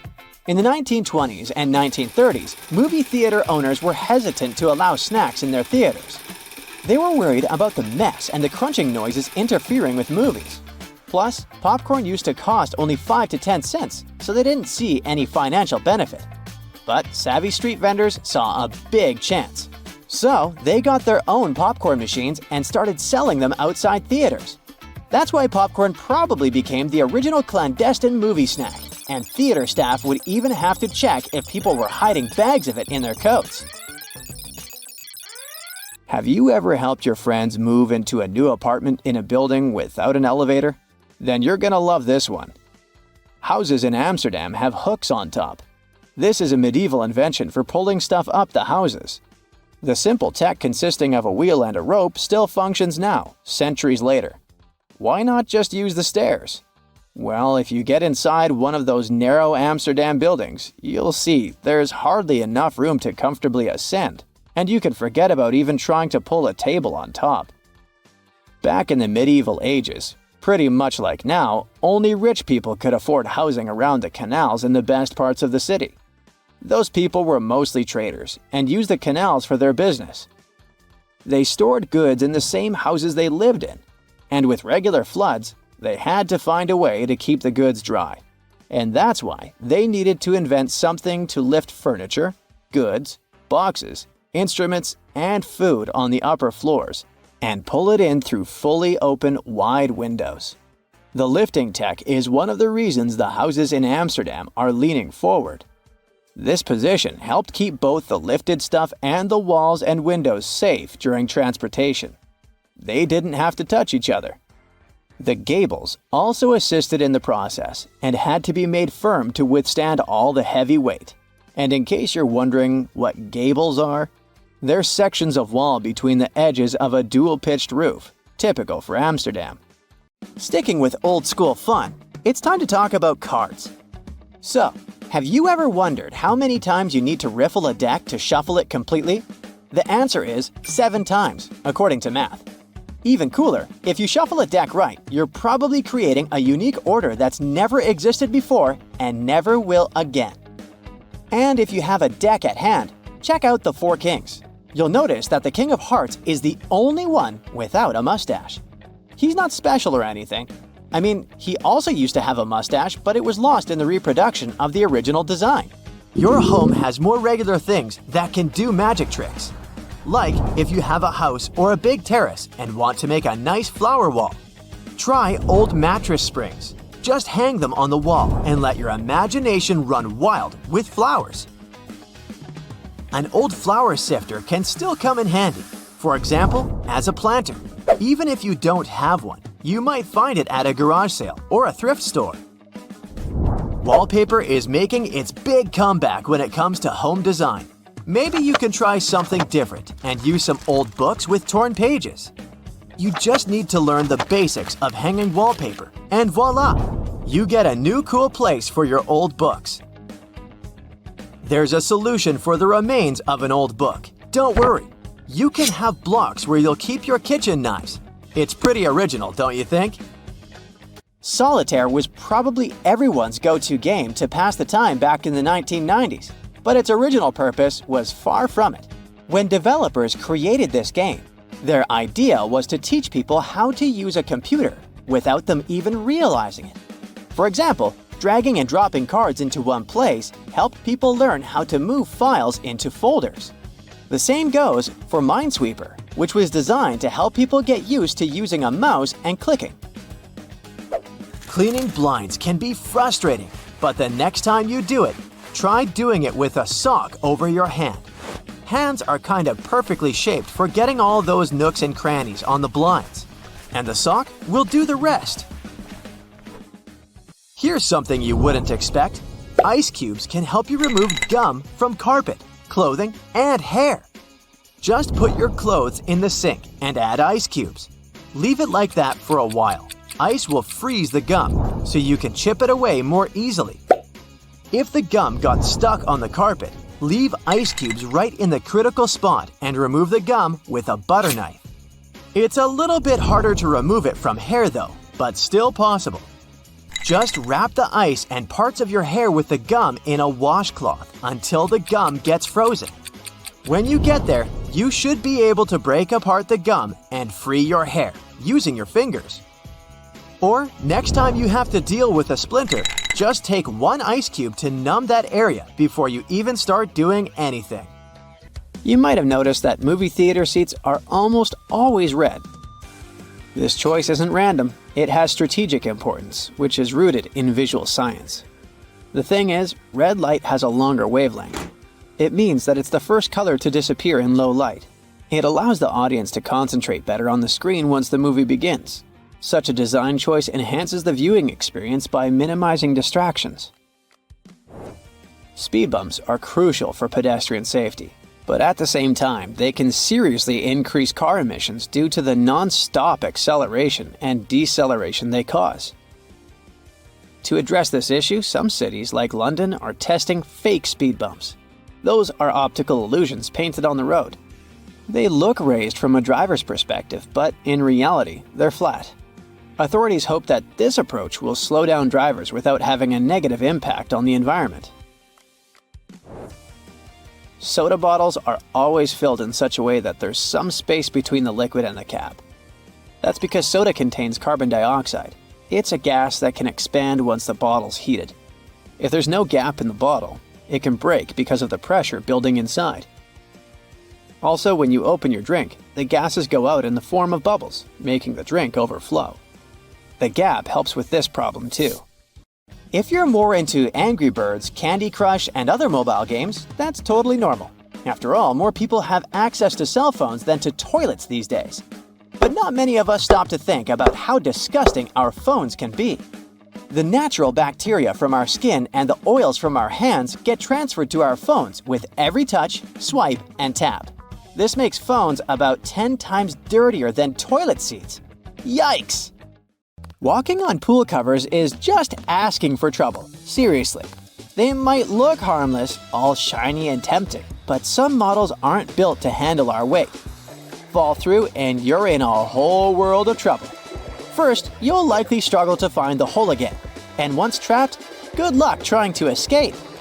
Those covers are designed to float, so they're going to cling to you. Thrashing around only makes things worse, increasing your chances of getting tangled up. From pools to swamps. Now the danger shifts to bubbles seemingly drifting your way. Watch out, because that's a sign that an alligator might be nearby. During mating season, male alligators put on quite the show to attract females, even to the point of roaming neighborhoods. It usually takes a few weeks for the male to win over the female, and if she thinks he's a suitable partner, they start swimming around each other. But the mating act itself is surprisingly private, as it happens underwater. All that can be seen of the actual mating are the bubbles that rise from the bottom of the swamp. The next underwater threat is much smaller, only about 14 inches long. Bloodworms might seem small, but they're like little dangerous mutants. During their life, which is normally about 5 years, they feed on the metal they find in the sediment at the bottom of the ocean. This metal actually fuses with their jaws, creating metal teeth. Yep, their super sharp teeth are made of 10% copper, the highest concentration found in any animal. When this bright red marine worm is ready to strike, it inverts its digestive system, including those metal teeth, and shoots its guts like a torpedo right at its target. Oh, and its venom contains 32 different types of toxins, paralyzing its prey completely. The next red thread on our list is a flyer, the hooded pitoe. Despite its cute appearance, this bird packs a venomous punch. Its feathers contain a chemical called batrachotocin, also found in poisonous frogs and certain beetles. Basically, when this toxin gets into your system, it messes with the normal functioning of sodium channels in nerve cells. This disruption keeps these channels open longer, causing nerves to fire uncontrollably. That can lead to paralysis, breathing problems, or worse. So, if you ever find yourself in their native land, New Guinea, stick to the chicken dinner and stay away from this bird. Another thing you should never eat is the pufferfish, especially a type that is highly famous in Japan, known as fugu. If you really want to try it, just know that only skilled and licensed chefs can prepare it. Fugu has to be handled very carefully, because certain parts of the fish contain a toxin called tetrodotoxin. To understand how dangerous this substance is, consider that around 55 people per year lose their lives after eating this fish. Hundreds more experience symptoms like dizziness and vomiting. If prepared correctly, and I emphasize if, this type of pufferfish can be enjoyed as sashimi or in hot pot dishes. But I wouldn't dare to try it. If you ever stumble upon a foaming watermelon, do yourself a favor. Don't eat it. The foam coming from the cracks in the rind happens because it's grown in super hot weather. In the US, for example, this fruit comes mostly from Florida, Arizona, California, Delaware, and Texas. When watermelons grow in that heat, they start fermenting. Once this process begins inside a watermelon, it creates the perfect environment for toxic pathogens to flourish. Trust me, that's not the flavor you want to explore since it can make you sick. Plus, if the fermentation process builds up and you decide to cut the watermelon, be prepared for a fruit explosion. Get rid of stinky potatoes as soon as possible. When these spuds turn mushy, they start giving off a nasty gas called solanine. Inhaling enough of it can knock you out cold and even give you wild hallucinations and raging fever. Usually, potatoes in that stage have a green color. Although the green color that forms on the skin of a potato is actually chlorophyll, which isn't toxic at all. Its presence indicates concentrations of solanine. This toxin is produced in the green parts of the potato, the leaves, the stem, and any green spots on the skin. This strange process occurs because it's the plant's defense mechanism against insects, diseases, predators, and apparently humans too.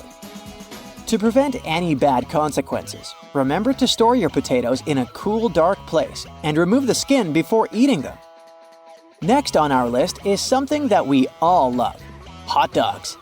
Besides their zero nutritional value and controversial ingredients, the shape of hot dogs is a perfect plug for airways.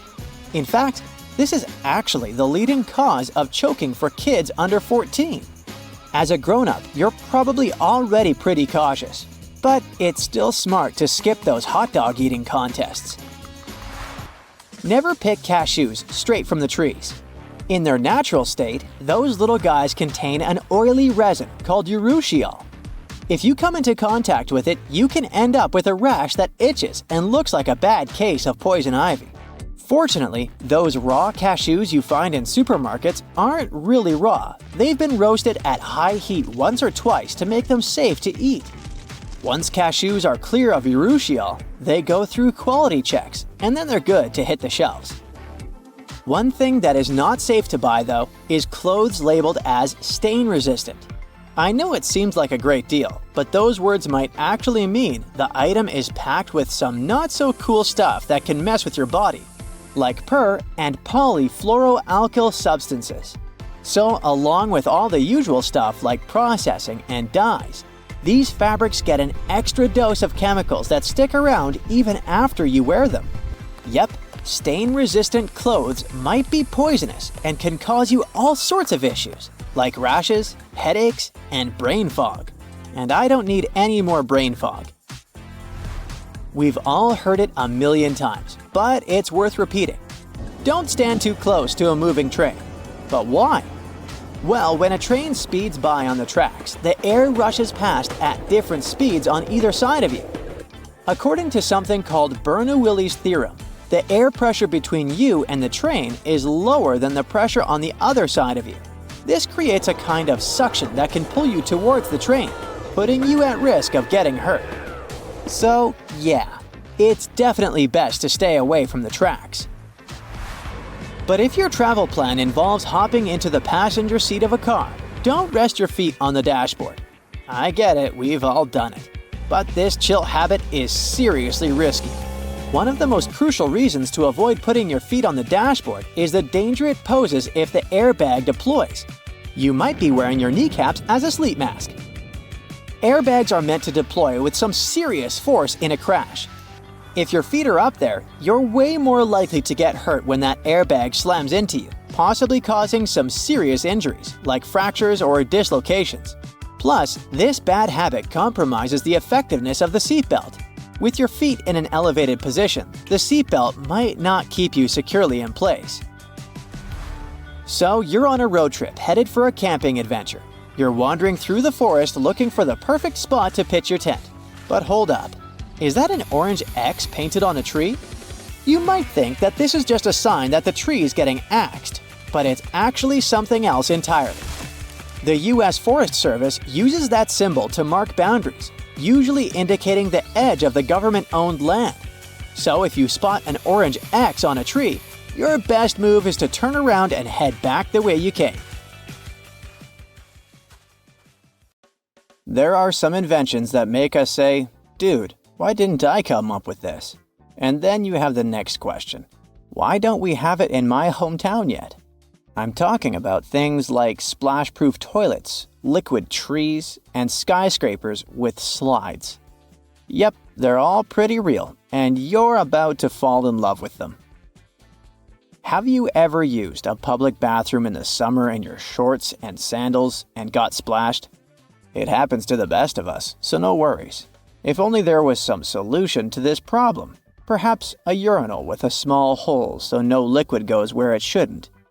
Looks pretty yucky and painful to me. An assistant professor at the University of Waterloo, Zhao Pen, and his colleagues came up with a way better solution for this sensitive issue. Their designs were inspired by physics and dogs. When a stream of liquid moves on a solid surface at a shallow angle, the splash is reduced, and the smaller the angle, the fewer splashes you'll see. You can even minimize them to a zero. And when dogs do their business, they lift their hind legs and do it on the vertical surface of a tree or a wall. I don't know if they actually care about it, but this does reduce the splash. Good job, Pluto! The team invented several models and presented them at the American Physical Society conference, and it was a hit. The inventors say that all of the models are no splash, but their favorites are the slice of apple and the one that looks like a tall and slender J with a narrow and long opening. The new urinals aren't just super cool, but also more sustainable. You won't have to wash the floor with water, chemicals, and human energy after every use, which is a win-win. Here's another innovative public toilet idea for you, this time from Japan.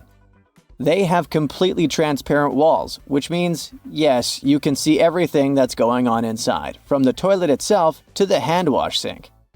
It sounds pretty creepy, but the idea was actually to create a safe restroom in the park.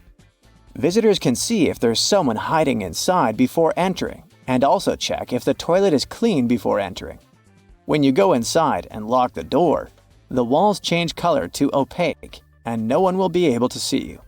They used glass covered with PDLC film to make the walls, which allowed them to go from being transparent to safely intense using electricity. Alright, now you've nearly convinced me to try one of those magical toilets. Oh, and they also double as excellent lanterns in the dark, shining bright in different colors.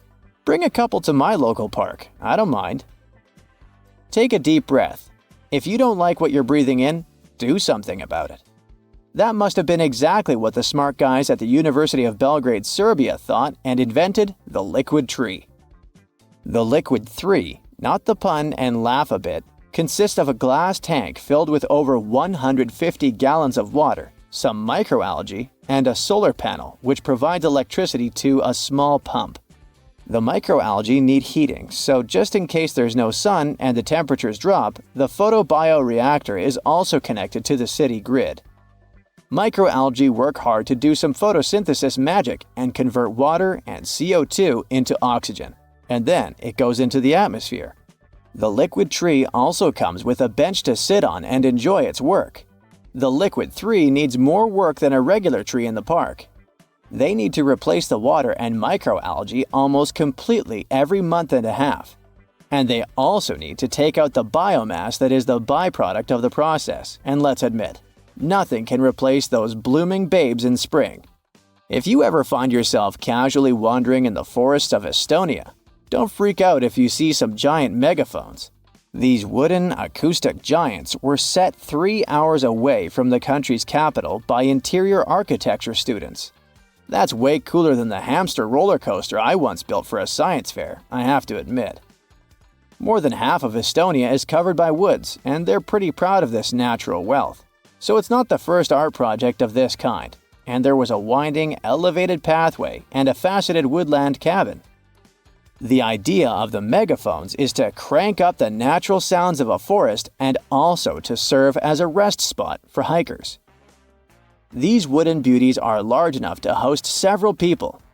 And hey, if you walk this far into the woodland, you'll be thankful for this. The students were given a task to invent some concepts of a forest library. They built the megaphones off-site and brought them to their permanent spots. They're set in such a way that sounds from 3 directions meet in the center and create a cool, natural surround sound effect. Have you ever helped your friends move into a new apartment in a building without an elevator? Then you're gonna love this one.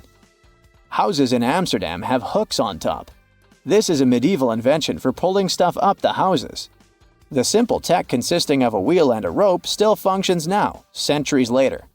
Why not just use the stairs? Well, if you get inside one of those narrow Amsterdam buildings, you'll see there's hardly enough room to comfortably ascend, and you can forget about even trying to pull a table on top.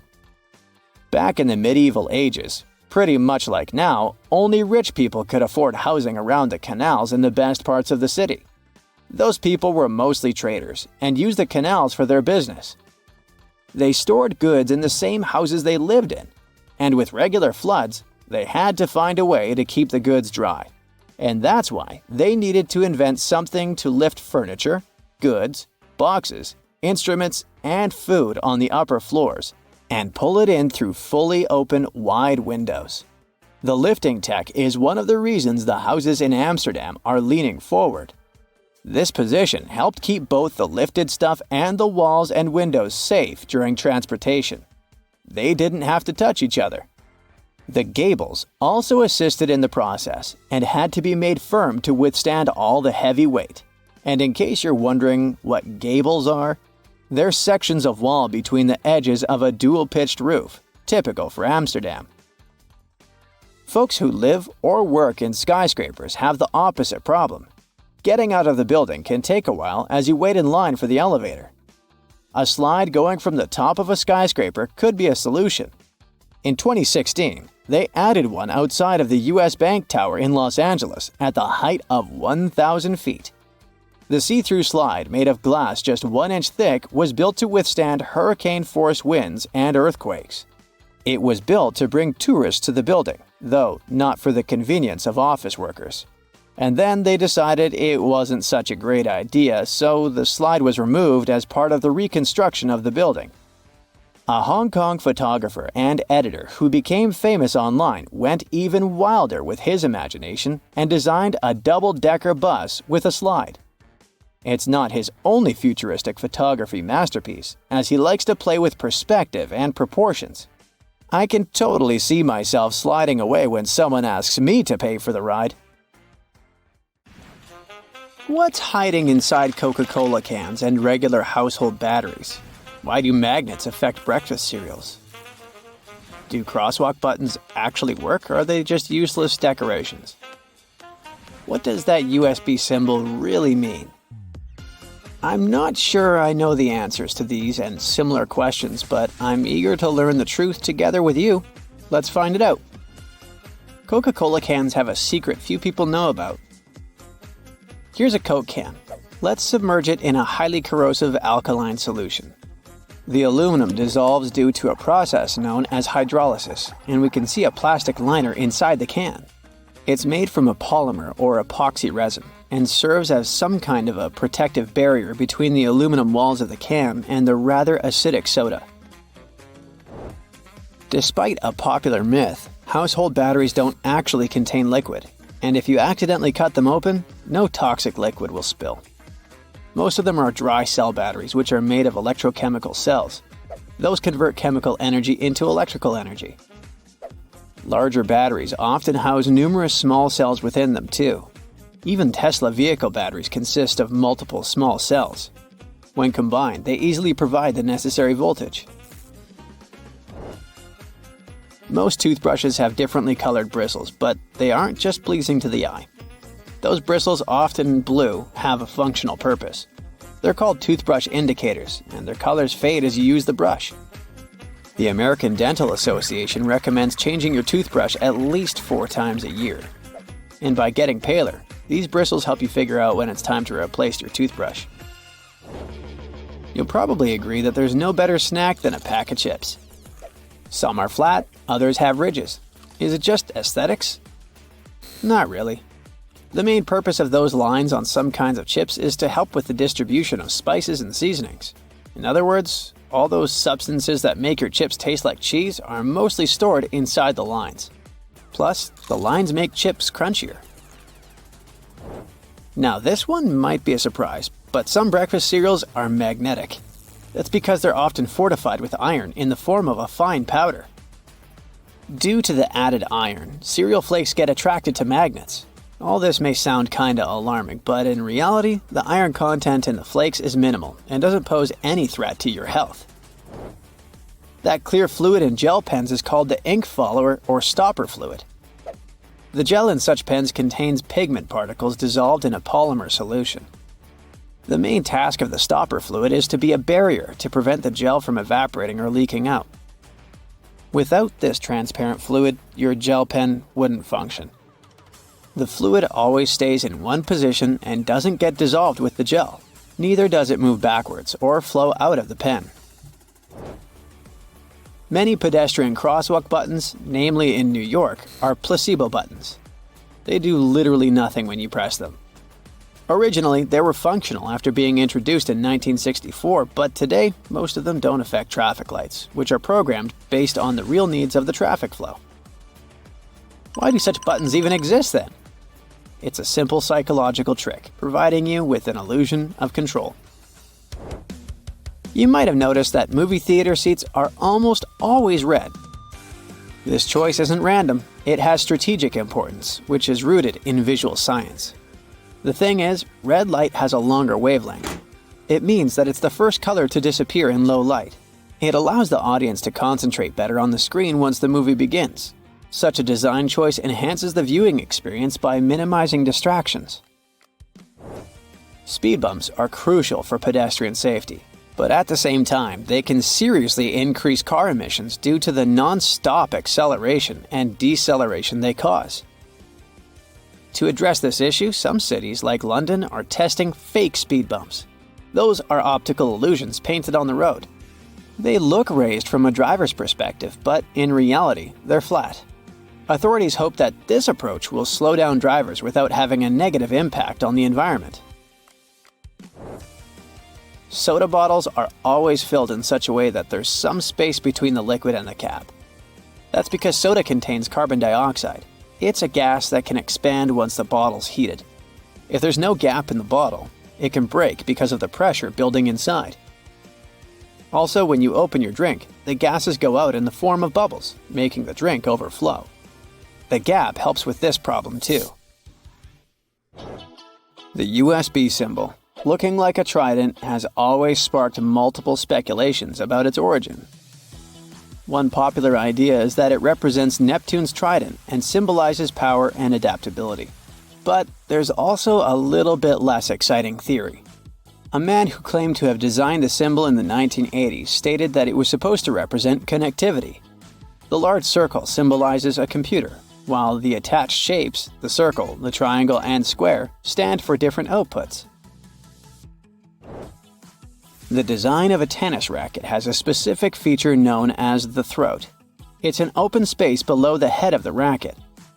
This space isn't just for storing balls, it also improves the racket's aerodynamics by letting air pass through. It seriously reduces drag during swings. Speaking of tennis courts are usually built with a north-south orientation. It helps minimize the impact of the sun's position during the game, ensuring that neither player has the sun directly in their eyes.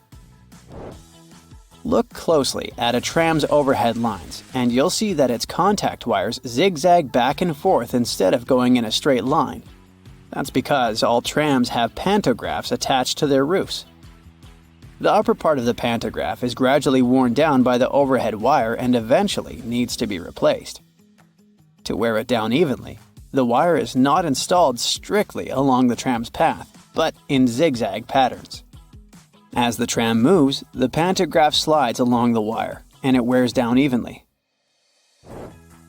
Those cone-shaped water cooler cups? Their shape is intentionally designed to prevent users from setting the cups down. This allows employees to minimize the risk of spilling water on their desks around various electronic devices. Plus, less material is used to produce cone-shaped cups, which makes the process less wasteful and more cost-effective.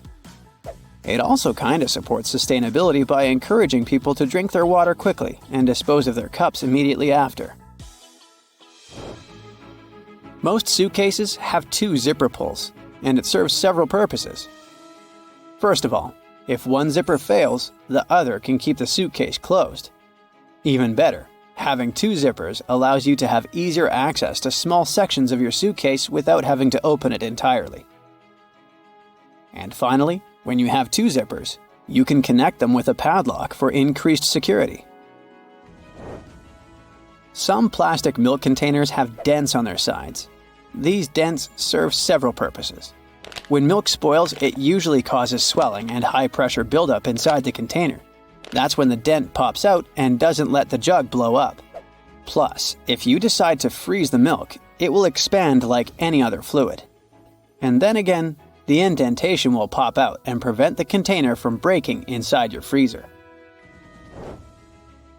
If you ever had a problem figuring out why fake pockets exist, you need to hear this. The main reason is that if a clothing item has a specific cut or shape, pockets may spoil it. They can alter the item's shape either in the warehouse or already on the retail rack. The solution? Getting rid of the pockets in key areas. Plus, fake pockets are obviously cheaper, and they don't get stretched out. The thermos wasn't actually invented to keep your coffee warm. It was made by a Scottish scientist who wanted a safe place to keep his chemicals at a stable temperature. So, he took 2 bottles, put the smaller one inside the bigger bottle, and vacuumed out the air between them. You know what? Onions can help fight off the flu. And apparently they can do it in various ways. Like you can put them in your socks, which somehow transfer their disease-fighting abilities through your feet, or you can drink onion-infused water to treat or prevent illnesses like colds or the flu. Well, unfortunately, these are all false beliefs. When it comes to directly combating cold or flu viruses, onions are unlikely to have a super impact, but overall, they're good for you. At the same time, onions do have a high concentration of quercetin. It's a pigment known for its potential anti-inflammatory properties. The correct way to open a new deodorant is by manually prying the top off. Nope. Removing the cap from a new deodorant stick involves twisting it. This move triggers the mechanism to push the safety cap off. This method helps avoid the hassle of manually prying the lid off, leaving deodorant residue under your nails. Now, what about the ideal time for using deodorant? You might think it's in the morning before you leave the house, but the optimal time to use deodorant is in the evening. At this time, your body temperature is cooler and your underarms are less moist, providing a greater opportunity for the deodorant to work effectively on your skin. Applying deodorant in the morning is still okay for those people who don't suffer from excessive sweating. So, if you sweat a moderate amount, there's no reason to change your daily routine. Now, keeping your shower curtain inside or outside the tub is a choice. But apparently, putting the shower curtain inside the tub reduces splashing and prevents water from escaping. The decorative cloth curtain belongs on the outside, whereas the plastic one should be on the inside. I mean, the whole idea is to prevent splashing water. Now, watering your plants on scorching hot days harms them. Rain showers occur during the summer season all over the world, and plants easily survive in these conditions. At the same time, when you water your plants on hot days, a substantial amount of liquid might evaporate before it can effectively benefit the plants. It's worth noting that this might be different for some sensitive indoor plants, such as African violets. It can result in leaf damage if you pour very cold water directly onto their leaves. Now, let's continue with another garden-related thing. Tree roots only reach as far as the outer edge of tree branches. Myth or fact? Well, it's a misconception. The root systems of many trees can extend well beyond the diameter of their crowns. For instance, magnolia trees can have roots that reach nearly 4 times their crown diameter, while the roots of red maple trees can exceed their crowns by up to 3 times. It's easier to shuck corn before it's boiled. Well, in the past, before the invention of modern cooking methods, many recipes involved pre-shucked corn. However, you can still grill it with or without the husk when it comes to recipes like grilled corn. A recommended technique is to partially shuck the corn, leaving only a few layers closest to the cob still attached. This method retains moisture while also providing appealing char marks on certain kernels. Alternatively, you can cook whole, unshucked ears of corn in the microwave or by boiling it, if you prefer. Moving on with everyday items you've been storing wrong. Take eggs, for example. Leaving them in the fridge door is good for them, right? No, this can lead to a roller coaster of temperatures every time you grab a snack. As for nuts, they're happier in the fridge. Heat can make them go all wonky, especially if they're the kind with lots of good fats. So, keeping them chilled helps them stay fresher and tastier. There's another common myth about nuts. It's said that roasting them decreases calories, proteins, carbs, and fibers they contain. But no, both cooked and uncooked nuts have similar amounts of those. The main goal of roasting nuts is to enhance their flavor and crunchiness. Keep this in mind though. When nuts are roasted, the healthy fats they contain may get damaged, and in the end, this can result in a reduced nutrient content. Now let's talk about avocados. Don't toss them in the fridge if you want them to ripen on schedule. They like hanging out at room temperature. We can also put an end to another avocado-related myth. Avocados are fattening. Yeah, they do have a high fat content compared with most other fruits. But this doesn't necessarily make them bad for your health. In fact, avocados contain what's often called healthy fats, which can help reduce harmful cholesterol levels in your body. Now let's carry on with diet and food. Swapping white table sugar for unrefined options like honey, maple syrup, and coconut sugar is supposed to make your diet healthier. Well, don't fall for this myth. Sugar is sugar, no matter whether it's refined or unrefined. While unrefined sugars may contain a few extra vitamins and minerals, the advantage is minimal because they're still considered added sugars. These added sugars can add up and contribute to your diet's recommended limit on daily sugar intake. Full-fat products aren't a one-way ticket to weight gain. That's a myth from the 80s and 90s. Some people are still scared of fat, but it shouldn't be the case. Fat plays a few essential roles, such as protecting our organs, maintaining cell membranes, supporting health and development, and helping absorb vital vitamins.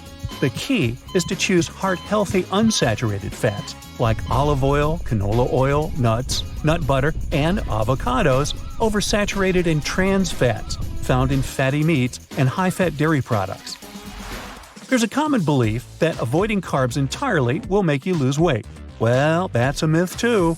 Low-carb diets have made their rounds, vilifying carbs, including fruits and whole grains.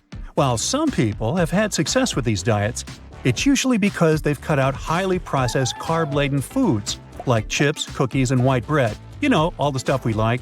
Eliminating an entire food group isn't the best approach, as you might miss out on essential nutrients. Another belief is that you can get rid of body toxins with a detox diet. Well, sorry, most detox diets don't live up to their promises. Your body is already good at detoxing itself with the help of your liver, kidneys, and gastrointestinal tract. You don't need to buy any special products. If you want to rejuvenate your body, focus on eating more whole foods, staying hydrated, and cutting out highly processed junk food. Okay, I have 3 life hacks for you. These aren't myths. Firstly, you can stop a pot from boiling over by putting a wooden spoon over its top. Secondly, if you position a cheese grater vertically, there's a better way to use it. Lay it down horizontally. This way the process will be less taxing for your arms. My next tip is about your yoga mat. Leaving it in a hot, humid spot like your car can ruin it. Keep it cool and dry for maximum yoga zen. Now, many people know they should keep their fancy fragrance bottles away from direct sunlight. So, some people store them in the refrigerator. This isn't the right move, unless you want your perfume to lose its overall depth. I mean, yes, fragrances don't like heat or humidity, but the interior of a refrigerator is too dry and cold for them. So it has the opposite effect and breaks down the scent molecules. And please, resist the urge to rub a bit of perfume on your wrist. It may be tempting, but rubbing your fragrances is a big no-no. This practice not only muddles and weakens the scent, it also causes the top notes to evaporate quickly. They say that if you have old photos in your house, the right way to stash them is by putting them in cardboard boxes. Well, this is a misconception. These types of boxes can damage your memories. Go for acid-free archival boxes if you want your pictures to look as good as new. The next one is more of a hack than a myth. It turns out dishwashers are more user-friendly than we give them credit for. When you're loading or unloading the dishwasher, you can save your poor back from unnecessary strain by pulling out the basket. You might think that foundations are safe at room temperature, but if you store your foundation in a makeup bag, heat can mess with the oils in your makeup. So pop this product in a cool drawer. Eye creams and serums can benefit from the chill too. Organic or homemade cosmetics without preservatives should also be refrigerated, but always check expiration dates. I know I do.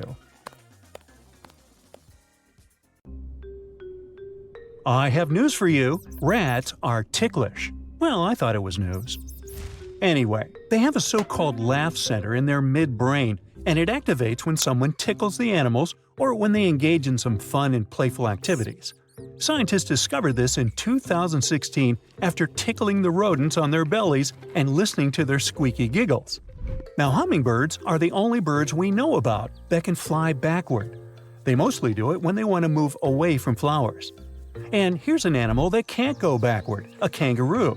They can hop around and cross great distances, but the structure of their strong rear feet and big tails prevent them from walking backwards. Narwhals are those weird creatures that look like some sort of sea unicorns. That horn on their head is not a tusk. It's a giant tooth, that sticks out through the upper lip of male narwhals. This tooth is probably one of the tools that plays a role in attracting ladies. Now, flamingos are not actually pink.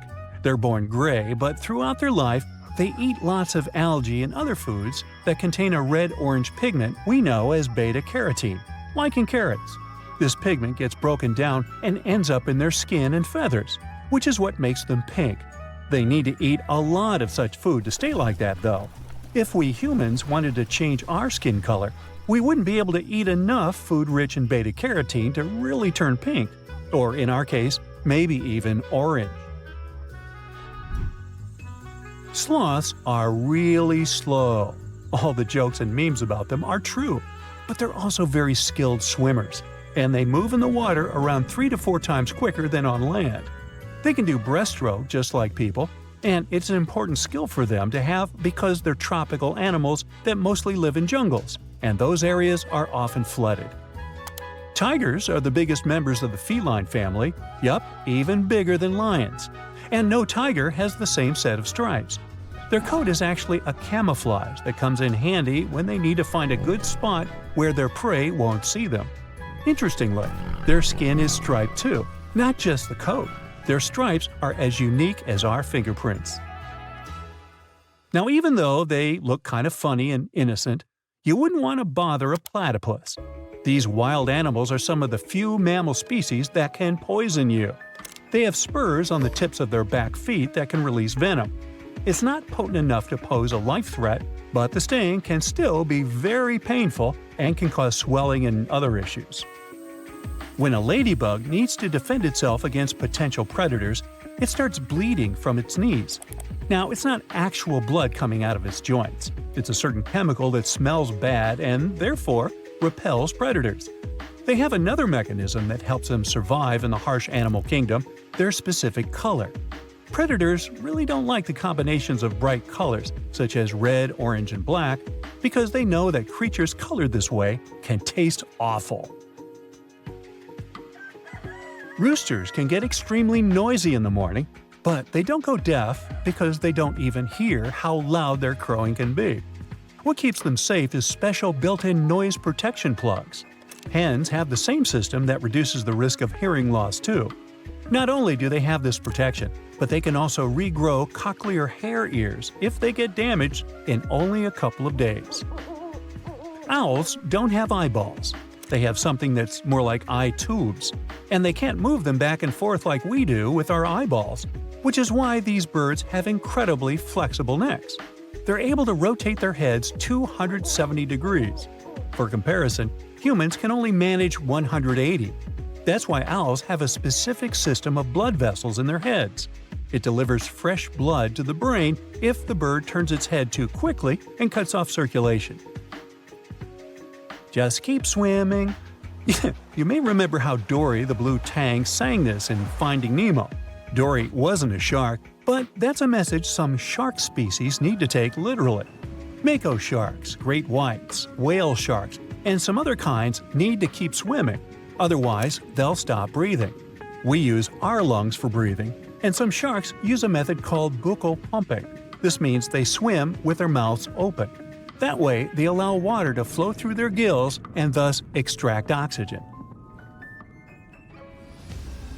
The most dangerous animal on our planet isn't a bear, a shark, or some toothy tiger. It's something way smaller, the mosquito. Not only is it extremely irritating, but it also transfers serious diseases such as yellow fever, malaria, or dengue fever. Annually, hundreds of thousands of people don't survive the battle with those diseases. Mosquitoes also outnumber every other creature across the globe, apart from termites and ants. Grizzly bears are incredibly strong animals with a bite powerful enough to crush a bowling ball. That's why you won't see them allowed in bowling alleys. Despite that, they're mostly light eaters. They're strong enough to make a meal out of whatever they come across, including a bison, moose, or elk, but they still like to munch on their fruits, nuts, berries, and even a small unfortunate mouse that gets lost and ends up in the predator's mouth. The inland taipan is the most venomous snake on the planet. We know it as the western taipan. It lives in Australia. Just one bite has enough venom to turn out fatal for at least 100 fully grown humans. And it can also do the job within only half an hour if you don't have anything to treat the bite right away. They say these snakes are mostly shy and they mind their own business. But like other animals, they will attack if they feel threatened or provoked. There's a kind of turtle that can stay alive for months under the ice by breathing through its behind. When it gets colder, some animals can't find safe places to stay, so they must survive harsh winter conditions wherever they are.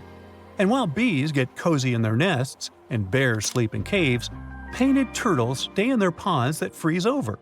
Since the ice limits their access to air, they extract oxygen directly from the water and breathe through their behinds. Yes, that would be handy. It's well known that ravens are incredibly intelligent animals. They're excellent at solving problems, but it seems they also have impressive social intelligence. They're very in tune with their feelings as well as the emotions of their mates. If one raven in the group feels pessimistic, it's likely to bring the others down too. A real buzzkill. When they see a bird that doesn't like certain food and expresses it in a very vivid way, they lose interest in their own food as well. The pistol shrimp is one of the loudest animals in the world, even though it's tiny, only about 3/4 of an inch long. When it senses food, it opens its large claw that can grow as long as half its body length and lets him water it. Then it snaps the claw shut extremely fast, which shoots out a very strong jet of bubbles. These bubbles can stun or even finish the prey the shrimp is trying to catch. And when the bubbles pop, it produces a snapping sound, louder than anyone would expect. Crocodiles are even scarier than we thought, because many of them can gallop like horses. They probably inherited this ability from their ancient ancestors, who were as small as cats, had long legs, and could run at speeds of about 11 miles per hour. Smaller crocodiles probably gallop when something's after them, but caimans and alligators obviously don't need to use this skill. It's you who's more likely to gallop away when you see them.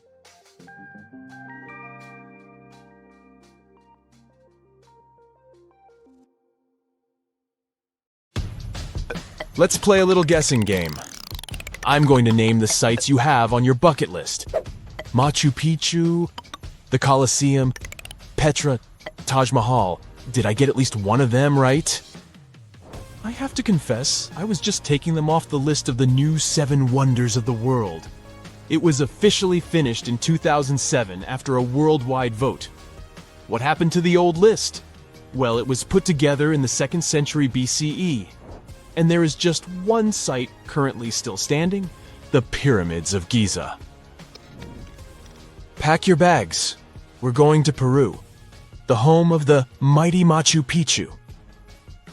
When it was first discovered in 1911, its explorer thought he had managed to find the lost city of the Inca. Several decades later, it turned out it wasn't the same city. Plus, there were still 3 farmer families living there, so it couldn't be really called lost and forgotten. No wonder they like it so much there. The stones making up the buildings are cut so precisely and sit together so tightly that you can't even insert a credit card between them. It has saved the city from some serious earthquakes, which are common here. The buildings just dance through all the shaking and then go back into place. And because of the way it's arranged, you can see the sun rise or set exactly behind the important peaks on important days for the Inca. More than half, 60% of all the construction in Machu Picchu was done underground, so you can't even see it. The best part is that there are still things to be discovered if you want to get your name inked in history. Our next stop is on the Yucatan Peninsula in Mexico. The mighty Chichen Itza sits here for well over 1,500 years. The structure has exactly 365 steps. You can count when you go next time if you don't trust me. The Maya, who built the whole thing, were really into astronomy, so it's not surprising they made as many steps as there are days in a year. Also, if you happen to be here during the spring or fall equinox, you'll notice the shadows the setting sun casts make it look like there's a snake going down the stairs. The feathered serpent was one of the main deities in ancient Mexico. Chichen Itza used to be a busy urban center. It had its ups and downs. And by the time the Spanish arrived, the 16th century, it had been mostly abandoned. The first photos we have from the spot are from the end of the 19th century. Looks like the terraced pyramid had a lot more vegetation on it back in 1892. The only source of fresh water in this dry climate is the cenotes, or water-filled sinkholes. There are 4 visible cenotes, and the temple pyramid most likely stands on top of one more. Archaeologists are looking for tunnels to enter it. To see our next wonder, you must be prepared to share it with around 15,000 others. That's how many people visit the statue of Christ the Redeemer every day. The statue sits above the Corcovado mountain and weighs roughly 635 tons. Must have been tricky to lift it all the way up there. Actually, it came in parts. A French sculptor, Paul Landowski, made several pieces of the future sculpture out of clay. The head and the hands were made in full size, and the body would be made larger on the spot. The parts of the statue were cut into cubes and then cast into concrete and put together. Workers prepared the cement right on the spot and transferred all the tools by a small cogwheel railroad which tourists used to get up the hill. The statue is the best proof that lightning does strike in the same place more than once. It must be because of its position on top of the mountain, its fingers, head, and eyebrows got damaged by storms. Time to move on. This time, we're going to Agra, India. Yep, to see the Taj Mahal, that beautiful pink construction. Wait, wasn't it always white? Well, the Taj Mahal changes its color depending on what time it is. It looks pale pink or pearly gray at sunrise, crystal white at noon, and the sunset paints it orange bronze. In the evening, it may even seem translucent blue. And that's not the only optical illusion here. When you move towards the main gate, the building seems gigantic. But the closer you get to it, the smaller it looks. The minarets, or towers on both sides, might seem to be standing perfectly straight, but in reality, they're leaning outward. It's done for aesthetic balance, and also to prevent the towers from falling on the main building in case of an earthquake. For construction finished in the 17th century, the Taj Mahal looks good as new. That's because it regularly gets a spa day. They apply a proper facial mud pack to it, which is a traditional recipe to keep the radiance. I'm feeling peckish from all the traveling. How about we go to Italy and have some pasta? Just kidding. The real reason would be to see the Colosseum, of course. Its original name was the Flavian Amphitheater because it was built by the Flavian dynasty. The new name is most likely after the colossal bronze statue of Emperor Nero that was once next to the building. The model for the statue was the Colossus of Rhodes. In its nearly 2,000 years, the Colosseum has lived through at least 3 major fires and 4 earthquakes. It was damaged, repaired, and rebuilt many times. The impressive construction once hosted up to 80,000 spectators. What they watched wasn't necessarily as cruel as Hollywood made us believe. Most gladiator matches went under strict rules. Sometimes the public would get bored with the show, and the participants would draw out of the arena. Once the Colosseum stopped serving as an arena for those scary shows, it was used as a cemetery, a place of worship, for housing, workshops for artisans and merchants, the home of a religious order, and a fortified castle. Now it's open to the public, and you can check out its underground labyrinth. Are you ready for the next wonder?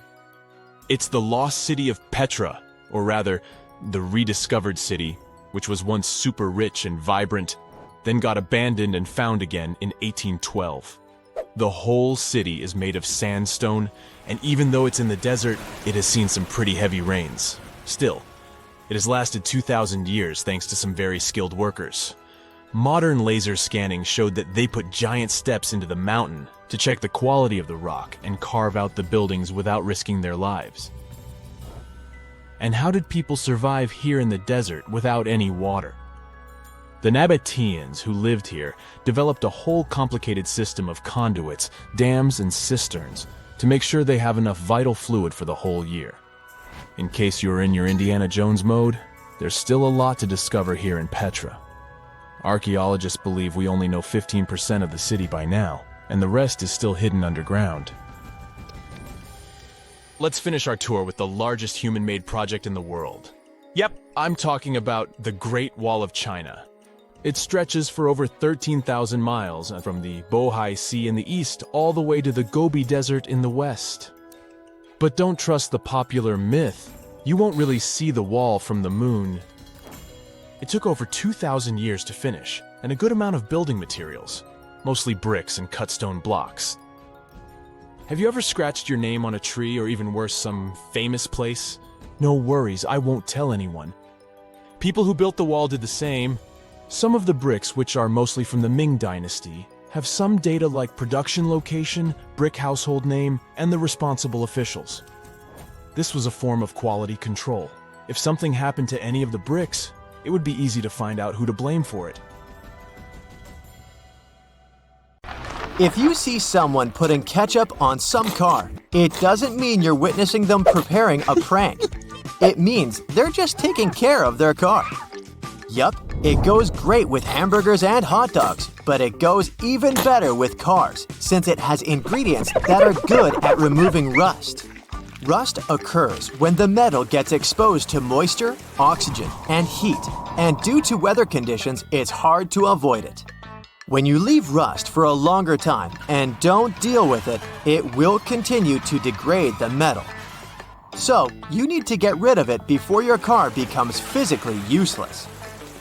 That's when ketchup comes in. Its key ingredient is tomatoes, and they have many nutrients similar to those you can find in oranges and some other citrus fruits. For instance, citric acid can help you remove rust from metal surfaces since it eats through rust. We're not talking about the cars only. You can use it on metallic kitchenwares, furniture parts, jewelry, and rust spots on generally any metallic item. You can combine it with washing soda. It's not quite effective against rust, but when you combine it with ketchup, it'll do the work. Mix these two and apply them to the rusted area. Leave it like that for about half an hour and wash it with a wet cloth or sponge. You can combine ketchup with salt instead, or just apply a lot of it on the rusty area without using any additional ingredients. Ketchup removes tarnish from brass copper too. Put it on brass hardware on doors and cabinets, or some accessories such as bowls and candlesticks for 10 minutes to make it all shine. And also, you don't put it on meat just because of taste. Ketchup breaks down its fibers, which means it makes it more tender. If you've left a pot on the stove and your food burned, once again, take ketchup. Its acids will ease all the scrubbing and help you with grease. Just leave it over the night and you'll be able to wash the pot more easily. Or keep those small packages of ketchup we all end up having from fast food orders in the freezer. The ketchup won't be as hard as an ice cube as it freezes. So, it will be good for soothing insect bites or similar things. Okay, enough with ketchup already. I'm getting hungry. Your home has more regular things that can do magic tricks. Like if you have a house or a big terrace and want to make a nice flower wall. Try old mattress springs. Just hang them on the wall and let your imagination run wild with flowers. An old flower sifter can still come in handy, for example, as a planter. Even if you don't have one, you might find it at a garage sale or a thrift store. Wallpaper is making its big comeback when it comes to home design. Maybe you can try something different and use some old books with torn pages. You just need to learn the basics of hanging wallpaper, and voila! You get a new cool place for your old books. There's a solution for the remains of an old book. Don't worry. You can have blocks where you'll keep your kitchen knives. It's pretty original, don't you think? Cleaning blinds can be frustrating, but the next time you do it, try doing it with a sock over your hand. Hands are kind of perfectly shaped for getting all those nooks and crannies on the blinds, and the sock will do the rest. Here's something you wouldn't expect. Ice cubes can help you remove gum from carpet, clothing, and hair. Just put your clothes in the sink and add ice cubes. Leave it like that for a while. Ice will freeze the gum, so you can chip it away more easily. If the gum got stuck on the carpet, Leave ice cubes right in the critical spot and remove the gum with a butter knife. It's a little bit harder to remove it from hair though, but still possible. Just wrap the ice and parts of your hair with the gum in a washcloth until the gum gets frozen. When you get there, you should be able to break apart the gum and free your hair using your fingers. Or, next time you have to deal with a splinter, just take one ice cube to numb that area before you even start doing anything. Vacuuming can't suck all that dust out of your cushions, but a tennis racket can. It's a tool firm enough to beat the dust, but at the same time, it has holes where dust can go through. If you have some old CD spindles you don't use anymore, bring one of them back to life, this time as a bagel tote. It doesn't take up a lot of space in your backpack, plus you can close it so your bagel doesn't fall apart. It doesn't look like that at first, but there's a lot you can do with a tennis ball too. For example, use it as a bottle opener for twist-off bottle caps or maybe sticky jar lids. Cut along the seam of a ball so you'll have a tool coated with rubber on the inside. It gives a great grip. And it doesn't stop here for tennis balls. You can cap your chair legs to protect your floor. You can leave some in a pool if you have one too. Pools quickly become very dirty if you're using them frequently. And tennis balls can absorb some of the oil coming from the people and the rest of the goop that floats on the surface. Another frustrating task is removing floor scuff marks. Yup, a tennis ball once again. Just place it on a stick. It works like an eraser. It can also be a great tool for massage. You can try with your back. Lie down on the ball on the floor and place the tennis ball on the spots where you feel the most pressure. Or maybe put it against the wall and massage stiff parts. Or something I need, a tennis ball as a holder where I can keep my reminders. Just cut a slit into its side and place your message inside. It can be a cool gift too. Or add a small metal or wooden piece so you have a key holder too. Bread tabs can be great for labeling cords and never getting lost down there with your power strip. Plastic bread tabs are sturdy, and there's enough room on them to write what the cable is for and easily clip it around the end of a cord. Plus, they come in different colors, so you'll easily recognize them and know which electrical device you can turn off. You don't have to immediately throw away an empty milk jug. Just take sharp scissors and cut off its top. Then, clean up the cut so you're sure there are no sharp edges. Now, you have a new scoop for potting soil, food for your dog, or whatever you need it for. A bobby pin is a great nail holder. You can easily get distracted and hammer a finger when working with tiny nails. So it would be better to go with a common bobby pin to keep your fingers at a safe distance. If you don't have enough space for your cookbook while preparing a meal, take a pants hanger and attach your recipes there. Also, if you have a broken pants hanger, you don't need to throw it away, or at least not all the pieces. You can remove clips and use them for pasta or some other open packs in your kitchen. Don't throw away an empty ketchup bottle. You can use it for a pancake mix so it doesn't get too messy when you're preparing this delicious breakfast. It can get tricky to carry your stuff at the beach, so take an old lotion bottle and clean it out so you can put your money, phone, and keys inside. Less chance someone will take any of this stuff even if they manage to take a peek inside your bag. Wow, looky here. It's New York City, the Big Apple, the city that never sleeps. Hong Kong on the Hudson, the greatest city in the world. New York, New York, the city so nice they named it twice. Alright, I'll stop. You thought you knew this city so well, but underneath all that glitz and glamour is a facade, literally. New York is populated with some of the most iconic urban buildings in the world and home to some of the most unique and famous towers. Who would have known that New York was a front for fake buildings? And the cool thing is that there are plenty to search for. Okay, I'm adding that to my bucket list. So the question is, why do they put these fake buildings all over New York? The city is one of the most vibrant places in the world and requires many infrastructures to keep the city in motion. That means having many industrial structures and buildings in every major district.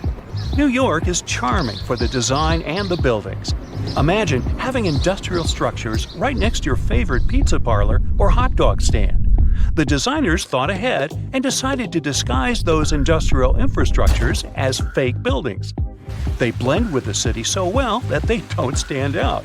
They look like your good old apartment or housing unit with a front door, real-life windows, and even charming balconies where people would hang out. The only thing is that there's nothing behind the facade and no one is allowed inside. So, where in the world can you find these fake buildings? For starters, one of the most popular fake buildings is in Brooklyn. At 58 Joralemon Street, you can find a very typical neighborhood. But between the buildings stands a brick building with a slightly deeper shade than the rest. It has bright open windows that blend in with the rest of the buildings in the neighborhood, except that they're blacked out. At first glance, you might not think of it as anything, but if you pay close attention, the building looks like a glitch from a video game. It was built in 1847, way before New York was considered glamorous. Originally, it was meant to be a regular building, but in 1908, they converted it into a fake building. Don't think you can just try to break in. Even if you could, it's pointless, because it's part of a ventilation fan for the subway. It also serves as an emergency exit for some of the surrounding buildings. Actually, throughout New York, many fake buildings exist to disguise the subway vents for the smoke to escape. All the way to 415 Bruckner Boulevard, the Bronx, this townhouse was designed by the Switzer Group, which is an interior architect company. It's not as charming as the one at 58 Joralemon Street, but it serves a similar purpose: to hide an electric substation for New York's utility company. The city needs these substations to reduce the high-voltage electricity to a lower voltage so it can be distributed locally. Having a building like this popping out of the middle of your neighborhood isn't exactly the smartest way to attract people to the Bronx. That's why the fake townhouse facade is the perfect camouflage. Now, some of these fake buildings don't really hit the mark and stick out like a sore thumb. The people of Manhattan describe the Mulberry Square infrastructure as a complete clunker. After plenty of redesigns and back to the drawing board meetings, the result is still not pretty. The locals compare it to a concrete box. They created windows without glass, which doesn't allow the building to blend in with the rest of the neighborhood. But it beats a typical subway ventilation plant either way. There are just so many places to visit and cross off your bucket list. But if you live in China, you can literally stay in the country and visit many iconic cities around the world. The replica cities began when the Chinese economy started booming in the early 90s. They wanted the lifestyle of the rich and famous without wanting to leave their country. They can be comfortable eating their local food and get the feeling of being abroad. The Chinese province of Guangdong has an identical copy of the historical Australian alpine village Hallstatt. The real Hallstatt is centuries old and one of the most charming places to discover. The local people of Hallstatt also had no idea that their home was being built in China. Some people thought that this was controversial, probably because it cost around $940 million to build it. Paris is undoubtedly one of the most charming cities you could ever visit. Its rich history and vibrant culture are enough to catch the first plane to go there. For residents of Tianducheng, that's something they can do anytime they want. The city is also known as Sky City and has a replica of the Eiffel Tower that looks eerily like the iconic one in Paris and built buildings to match the city's visual charm. One of the main things that will break the charm is the farmland surrounding the city. There's barely anyone there, and the streets are always empty, very un-Paris-like. Still, you can find some nice fountains and statues scattered along the streets to give it some spirit. There's laundry hung everywhere, even on the trees. The picturesque fountains are dry and many apartments are empty. Only a few stores are open for business. Even though this looks like a fake city, it's quite real. Some people live here because it's more affordable than other places. 2 hours away from this town is another version of Paris's Pont Alexandre III and a carbon copy of London's Tower Bridge, but with 4 towers instead of 2. Hey, such a bargain! You can also visit the closest thing to Italy, but this time you can go shopping. Florentia Village is an outlet mall that offers an array of shops to lose yourself. The good thing is that this was built by an Italian developer to capture the essence of an Italian village. It has fountains, canals, and mosaics for proper aesthetics. It began in 2011 and has more than 200 shops with many Italian brands and British, US, and Chinese brands as well. The place is so popular that it gets between 10,000 and 25,000 visitors per day. China also has other replica towns that put you in a mini Manhattan called the Yujiapu Financial District. The developer's goal was to make this place the financial center of the world. It was complete with the right landmarks, like the Rockefeller and Lincoln Centers, but the project was halted in 2019, leaving it mainly empty. You can find a typical English town with cobbled streets, Victorian homes, and restaurants that make Thames Town. This place was meant to recreate a European lifestyle fantasy without leaving Shanghai. China also has a Dutch town that has some elements of Amsterdam with windmills and famous canals. They even decided to copy some of the landmarks, like the Netherlands Maritime Museum. Here's a bonus story of Lebanon's thinnest building built out of a dispute. It's the story of two brothers who both inherited unequal plots of land. One of the brothers happened to get a very thin plot of land and couldn't help but be jealous of his brother's nice plot of land. He wasn't pleased. Both of the lands overlooked the Mediterranean Sea in a lively neighborhood of Beirut. So it's no wonder that both brothers couldn't agree on how they should develop their lands. It was obvious that the brother with the most land could build a proper building. The other brother had to improvise. He decided to obstruct his brother's property by constructing a thin building enough to only fit 14 feet at its widest and 2 feet at its most narrow. It was constructed in 1954, and the locals of the area know it as the Grudge. The crazy thing is that the place was once habitable with many visitors enjoying their stay. It's not easy to live there, but it's part of living the experience. The building is still standing, but is empty. Can you believe it? There are two different ways to drink juice from a juice box. The first way is the default one, and the second is to flip the straw over so that its shorter side sits at the bottom of the box. Using the first method, you may have difficulty getting the last sips of liquid because the straw can't reach all the corners properly. Some straws have their bottom corner sharper than the top. It's deliberately designed that way to pierce through the seal. That's why some people believe the right way to drink juice is the conventional one. Now let's continue with straws. Do you know there's a correct way to use a straw while drinking from a can of soda? So you're about to have some Coke. You pop the tab open, then you put a straw in the can. Now you need to make a constant effort to keep the straw steady. See this hole in the top? Yeah. Turn the pop tab around and put your straw through the hole. It'll serve as a straw holder. No need to be annoyed by the tipping straw. So, what's the best way to eat a cupcake? Turn it into a sandwich. Step 1. Peel off the paper wrapped around the cupcake.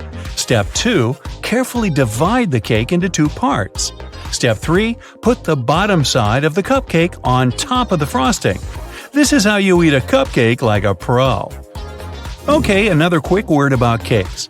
People generally use kitchen knives to cut cakes into 2 parts, but you can use dental floss. Take a piece of floss and wrap it around the cake horizontally. Hold the ends tight with both hands and pull them in opposite directions. There you go. Now you have an evenly cut cake. Smooth, huh? You can use floss to cut through a cake vertically too. This way you'll reduce the chance of messing up the frosting. Do you use your fingers to dip your Oreos in milk? Try using a fork. Stick it between the wafers vertically and dip the cookie in milk. Well, you try it. I'm sticking with my fingers. Been doing it all my life. Hey, call me a rebel. You put your food in the microwave. The plate is hot and the upper part of the dish is steaming. You start eating. Oh no, not again. Your meal hasn't heated evenly. If you want your dish to be equally warm, arrange it in a donut shape and leave an empty spot in the center. The middle part of your dish takes longer to heat up. By the time the center warms up, the edges might be overheated. Sometimes you need to microwave 2 bowls of food at the same time. In this case, you can try placing the second bowl on top of a cup. This will give you a free space for the second bowl. Creative solutions for small microwaves. Now, better to secure the cup first though. Cleaning the splashed food will take more time than using this method. To save space, you should roll your clothes instead of folding them when packing. They don't get creased when you roll them. Plus, they take less space this way. Okay, we might as well continue with another packing trick. After rolling your clothes, pack them in your suitcase vertically, not horizontally. Your clothes will fit better into the bag, and you'll have more room for other essential stuff. Drinking iced coffee is a great way to cool your body on a summer day. Sadly, the ice cubes start to dilute the coffee pretty soon, changing the taste of the drink. To avoid this, you can freeze some coffee into ice cubes beforehand. This way, your iced coffee won't get watered down. It turns out that taking a shower too often isn't good for your hair. Experts say you should wash your hair 2 to 3 times a week because overwashing can result in extra oil in your hair. Do you know there's a correct way to fit salami on a toast properly? Yeah, there's a geometry problem. Toast bread is square, but salami is mostly round. You can, of course, do it in a traditional way, by putting 2 slices next to each other. But then the edges of your sandwich won't have any filling. All you need to do is to cut the slices in half. Next, you line the straight pieces with the sides of the toast. You get 4 slices covering the entire piece of bread. Most people peel bananas starting from the top, but this way you squeeze the fruit. The best way to peel a banana is to start from the bottom. Hey, take a closer look at monkeys. Apparently, they figured this out a long time ago. Do you want to have more space in the closet where you store your cleaning supplies? Then this one is for you. You can hang spray bottles on a clothing rod. It's convenient. You can find those rods online or in stores. This way, you'll keep your cleaning sprays organized. Also, this method leaves more cupboard space for other cleaning supplies. There's a right way to hold a burger. Grab it with both hands. Now place your little fingers at the bottom next to your thumb for extra support. You want to cross out miswritten words? You can draw a line on top of them, but in most cases you can still read the words. Instead of scribbling some lines, just write a bunch of random letters on the top of the word you want to cross out. Problem solved. What is the best way to cut crusty bread? By turning the loaf upside down. The underside of the bread is usually softer than the top, but try not to squeeze the bread too much. The traditional way to drain pasta is to place the colander in the sink. After that, you drain the water and put your pasta back in the pan. But this method isn't the most effective. Sometimes pasta gets into the holes of the colander. The second option is less difficult. Place the colander into the pot and, while holding them together, drain the water. This way, you don't have to move your pasta from the pot. This trick works best if your colander fits your pot. If you don't want to buy several colanders, you can still use this method, but you should be more careful during the draining process. Now, does your freezer ever spoil food? You put ready meals and groceries in the freezer. 2 weeks later, you'll open it only to find your food freezer burnt. There are 2 reasons for this. First, you stock your freezer with too much stuff. Overloading can block the vent. Then the air inside the freezer won't circulate properly. The second reason might be the wrong temperature. The recommended freezer temperature is 0 degrees Fahrenheit or a bit lower. Now, what's the best way to hold a steering wheel? Most people clutch it at 12 o'clock, 2 o'clock, and 10 o'clock. This is not very safe, even if you have 3 arms. For those of us with just 2 arms, the proper way to grab the wheel is to put one hand at 3 o'clock and the other at 9 o'clock. It means placing your hands where the joints are, in case you need to give way to airbags. Holding the wheel differently prevents them from fully inflating. Toblerone is a fancy chocolate bar, but did you know there's a correct technique to break off pieces of this chocolate? Just push the triangle you want to separate toward the rest of the bar. Who would have thought? Pringles are another hard-to-eat but delicious thing. While trying to dig a piece out of the can, don't shove your whole hand in there. Instead, use a sheet of paper. Fold it lengthwise and slide it into the can. Then gently pull it out, together with Pringles. Now you have a tray of crispy goodness.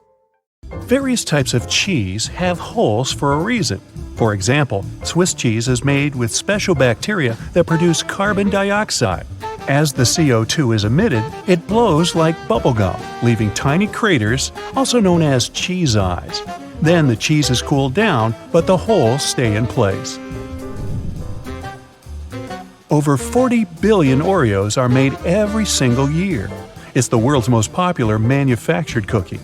The geometric design stamped onto these cookies has the Nabisco logo, the symbol of European quality, surrounding the word Oreo. William Tournier created the chocolate cookie design we see today back in 1952. If you use reusable bottles, you probably know that sometimes they smell. Even if you only use it for regular water, it still smells. But it's not the water that smells, it's the microorganisms in it. If you drink water from a bottle, the particles of your saliva and sweat stay in there. Those bacteria start to build up in the bottle, causing the smell. So, if you choose reusable bottles, make sure to wash them every day to prevent those bacteria from building up. After washing, let it dry completely before using it again. Not only are the jeans blue, but the police officers' uniforms as well. The first official police officers appeared in the 19th century in London. They were given a blue uniform to contrast with the red and white uniform that military workers had already been wearing. 2 decades afterward, the police force was adopted in the USA, and they followed the patterns. The uniform is still blue nowadays because it proved to be a good color. It's not that visible in dark hours, and police officers can observe things and people staying unnoticed. Also, stains aren't that visible on dark material. And, well, everyone knows that police officers wear blue and they're recognized it. So, why change that? Baby carrots are tiny, and unlike regular carrots, wet, not unlike baby humans. Baby carrots aren't some special sort of carrot. They're actually made of regular carrots by cutting off the skin and outer layers and then polishing them to look that pretty. The problem is they can't retain moisture. A regular carrot retains some water inside because of the layers that lock it in. Once they're chopped out, baby carrots can dry out easily, so they usually sell them in bags with some water inside. Jeans have metal rivets, and they're there from the very beginning. Jacob Davis, the man who made the first pair of jeans, added copper rivets to spots where pants are more likely to rip, flies and pockets, to make them stronger. Today, they have more of a decorative purpose, since they are distinctive and traditional for jeans. Another special thing about jeans is those tiny pockets they have that seemingly serve no purpose. Well, maybe it's true now, but years ago, when many cowboys were wearing jeans, the pocket was made specifically to keep a pocket watch there. Also, back then, a pair of jeans had just 4 pockets.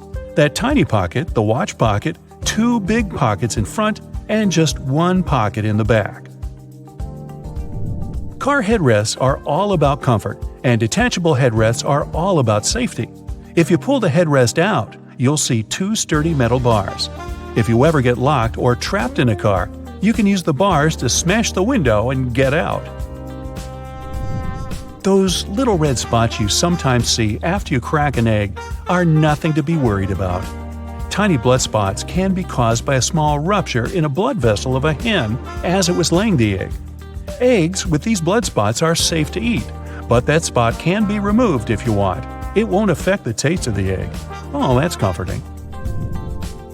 Hidden within the Toblerone logo of the mountain is the image of a bear standing on its hind legs, about to eat that yodeler over there. No, not really. This is because bears are a big part of Bern, one of the biggest cities in Switzerland, where the founder created the triangular chocolate treat. Toblerone is also a play on the founder's family name, Tobler, and the Italian word Torrone for honey and almond nougat. The space below a cup of noodles is there to protect the noodles during transport. This technique is called a middle suspension. Not only are they protected better in their styrofoam cup, but it also helps those noodles soften more evenly and quickly. Even though you might have noticed that the hole on the barrel of ballpoint pens has no purpose, it does. It's called a venting system, which helps the ink flow more smoothly. This way, an even amount of air pressure is created inside and outside the pen, allowing the ink to flow into the point easily. It's not an accident that soy sauce bottles have two spouts. The sauce is liquid, and it flows out of the bottle pretty quickly once you turn it over. Most Asian food lovers will admit they've spilled it at least once in a lifetime. That's why nowadays, restaurants prefer serving soy sauce in special bottles that have two spouts. This design allows you to control when and how much sauce will come out. Just put your finger on one spout while you pour the sauce through another. If you press your finger tightly to the spout, the sauce will stop flowing, and if you remove your finger, it will flow again. And please do not remove your finger in a restaurant. It will freak everybody out. You've probably noticed that train and bus seats are covered in fabrics with weird patterns. Any idea why?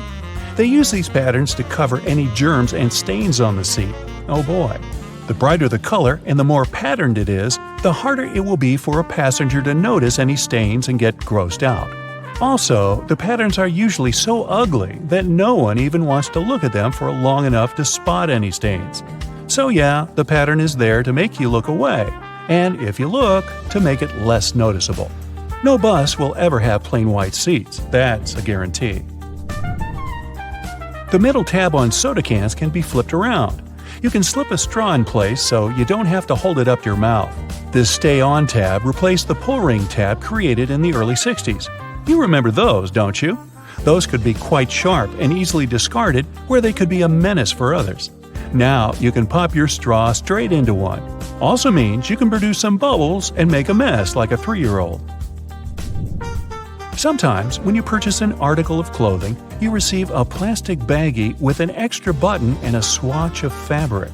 While the fabric is clearly used to patch holes, it can also be used to test the effects of various cleaners on certain surfaces. It's handy, too, to test wash cycles before using them to wash the whole garment. Escalators have those fluffy black brushes for a similar reason that some have yellow lines on their steps, to try and deter people from getting too close to dangerous places. People don't always take notice, and sometimes clothing can drape close to the point where the step meets the edge or skirt.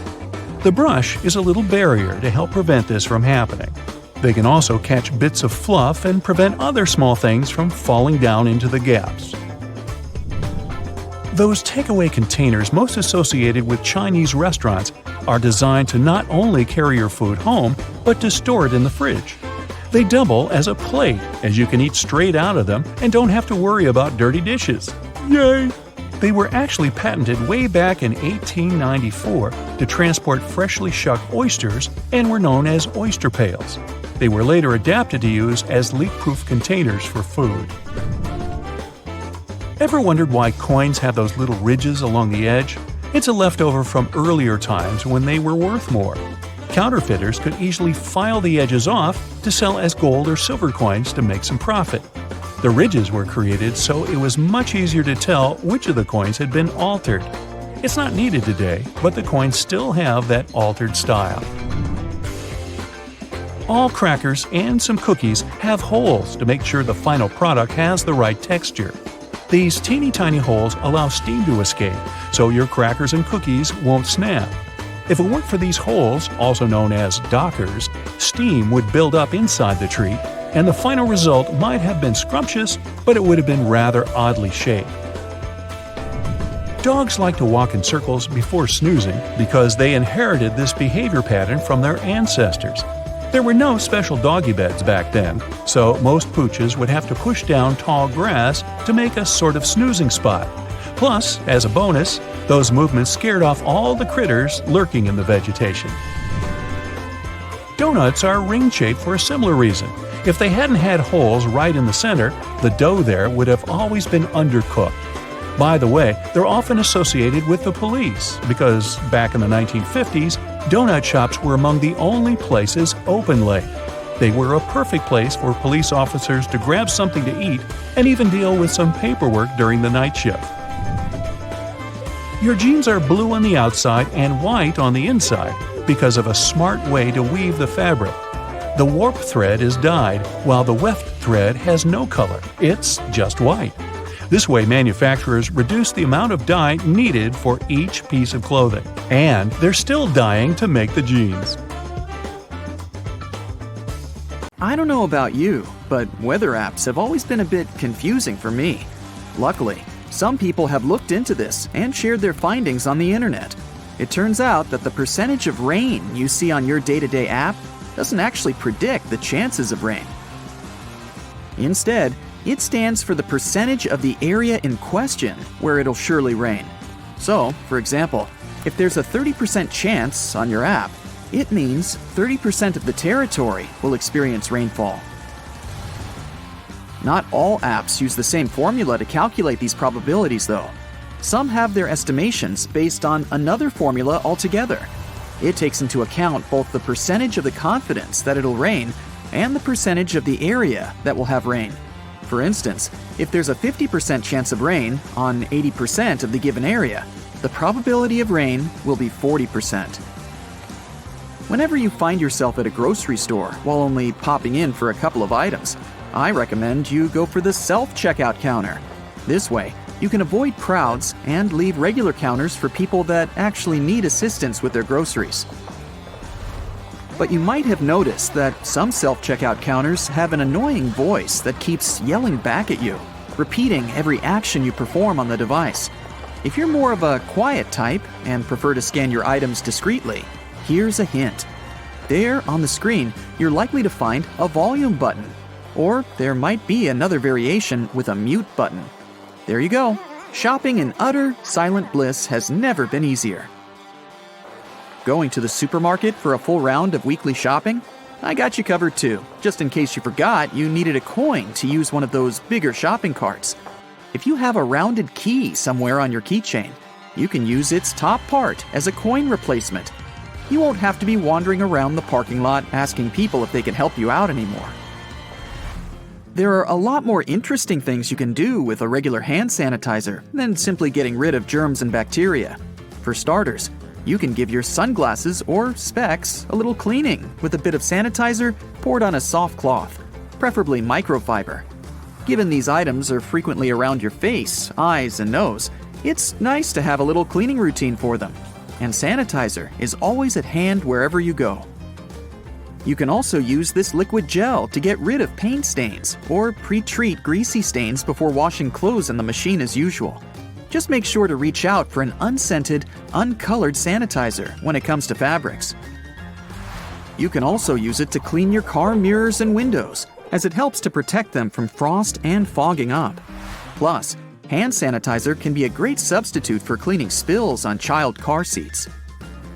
Now, how about mosquito bites? Yep, your sanitizer is good for those too. It can help with the itching. It's also a great way to disinfect minor scratches if you don't have a first aid kit lying around. French's mustard squeeze bottles have lids that can click into place when you open them all the way back. So you don't have to worry about that dried out mustard stuck in the cap anymore. Lip balm also has a bunch of other uses apart from hydrating your lips. It can help with touching up your makeup in case mascara ends up on your face. You just need to put some lip balm on the smudge and wipe it away. In this case, your lip balm will act as a makeup remover. Have you forgotten to touch up your manicure and now your cuticles are dry? Lip balm will come to your rescue. Apply a bit close to the edges of your nails and massage it in. Lip balm can also help you if you need to dye your hair dark. To prevent stains on your skin, smudge some lip balm along your hairline. It will absorb the hair dye and prevent you from getting any pesky dark spots. Before applying perfume, put some lip balm on the areas you plan on spraying. It will help the scent last longer, since it's known to work better on moisturized skin. There's another product in your house that is equally as useful: nail polish. Trust me, you can do a lot more with it than spicing up the color of your manicure. For example, you can use it to keep shoelaces from getting frayed. Put a little clear nail polish on the tips of your laces, and they won't fray anymore. Clear nail polish can help to prolong the life of your eyeglasses. Those little screws can get looser and looser as time goes by. Again, paint some clear nail polish over those minuscule screws. It'll help tighten the grip for a longer period of time, and it's also completely unnoticeable. You can use nail polish as a replacement for glue if a precious stone falls out of your ring or necklace. A tiny drop of clear nail polish can be a quick fix until you can take your jewelry item to a specialist. On the subject of how to take care of your jewelry, you might know there are certain types of metals that can rust or turn black faster than others. The good news is, you can keep some of them new for longer if you paint a thin layer of clear nail polish over these places. It also helps to avoid that green tint a piece of jewelry can sometimes leave on your skin. Ever tried to remove glue marks left by labels from various objects and ended up making a bigger mess? Yeah, we've all been there. But there are some easy methods you can use that are certainly within your reach. One of them is to use standard cooking oil, like vegetable or canola oil. You can even use peanut butter or mayonnaise. All you need to do is spread the substance evenly over the glue mark, let it work its wonders for about an hour or so, and then simply wipe it away. If you don't want to waste food, there's another approach. Use a hairdryer. Gently direct the heat toward the label you're trying to remove, and it should attach easily. Just be careful not to overheat the plastic or glass container. You may end up damaging it. We all use Google for almost everything these days, but I bet I can still share some little Google secrets that you haven't heard about yet. Like the fact that it has some built-in games available if you're ever that bored. Like tic-tac-toe, for instance. Just type tic-tac-toe in the search bar and start playing it with Google. There are only so many ways you can play this game, and there's always the possibility of a tie. But it's a simple way to spend hours if you have some time to waste. There's also a secret little game hidden in Google Chrome, if that's your browser of choice. It comes with an added perk. It can still be played if you're not connected to the internet. Remember that little dinosaur that pops up whenever Google Chrome can't reach a certain page? Turns out, you can click on the creature and play a little game while you're waiting for the internet to be back on. If you're just curious about the game itself, type chrome://dino in your address bar. Press the spacebar and start playing. This little game is apparently played about 270 million times each month. I can't help but wonder if people are actually using it when they don't have a stable internet connection, or if they choose to play this game. Open almost any book, and you'll see at least one or sometimes even more blank pages either in the front or in the back of it. The explanation for these mysterious blank pages lies in how pages are grouped before industrial printers fold and cut the paper to assemble a book. These groups of pages are called signatures within the industry. Their number can vary between 4 pages and as many as 32 or 64, but they should all be divisible by 4 at all times. If a book is 200 pages long, it might as well fit perfectly. But if the end result is an uneven number, like 211, there will most likely be some page leftovers from one of those signatures. That's it for today. So hey, if you pacified your curiosity, then give the video a like and share it with your friends. Or if you want more, just click on these videos and stay on the bright side.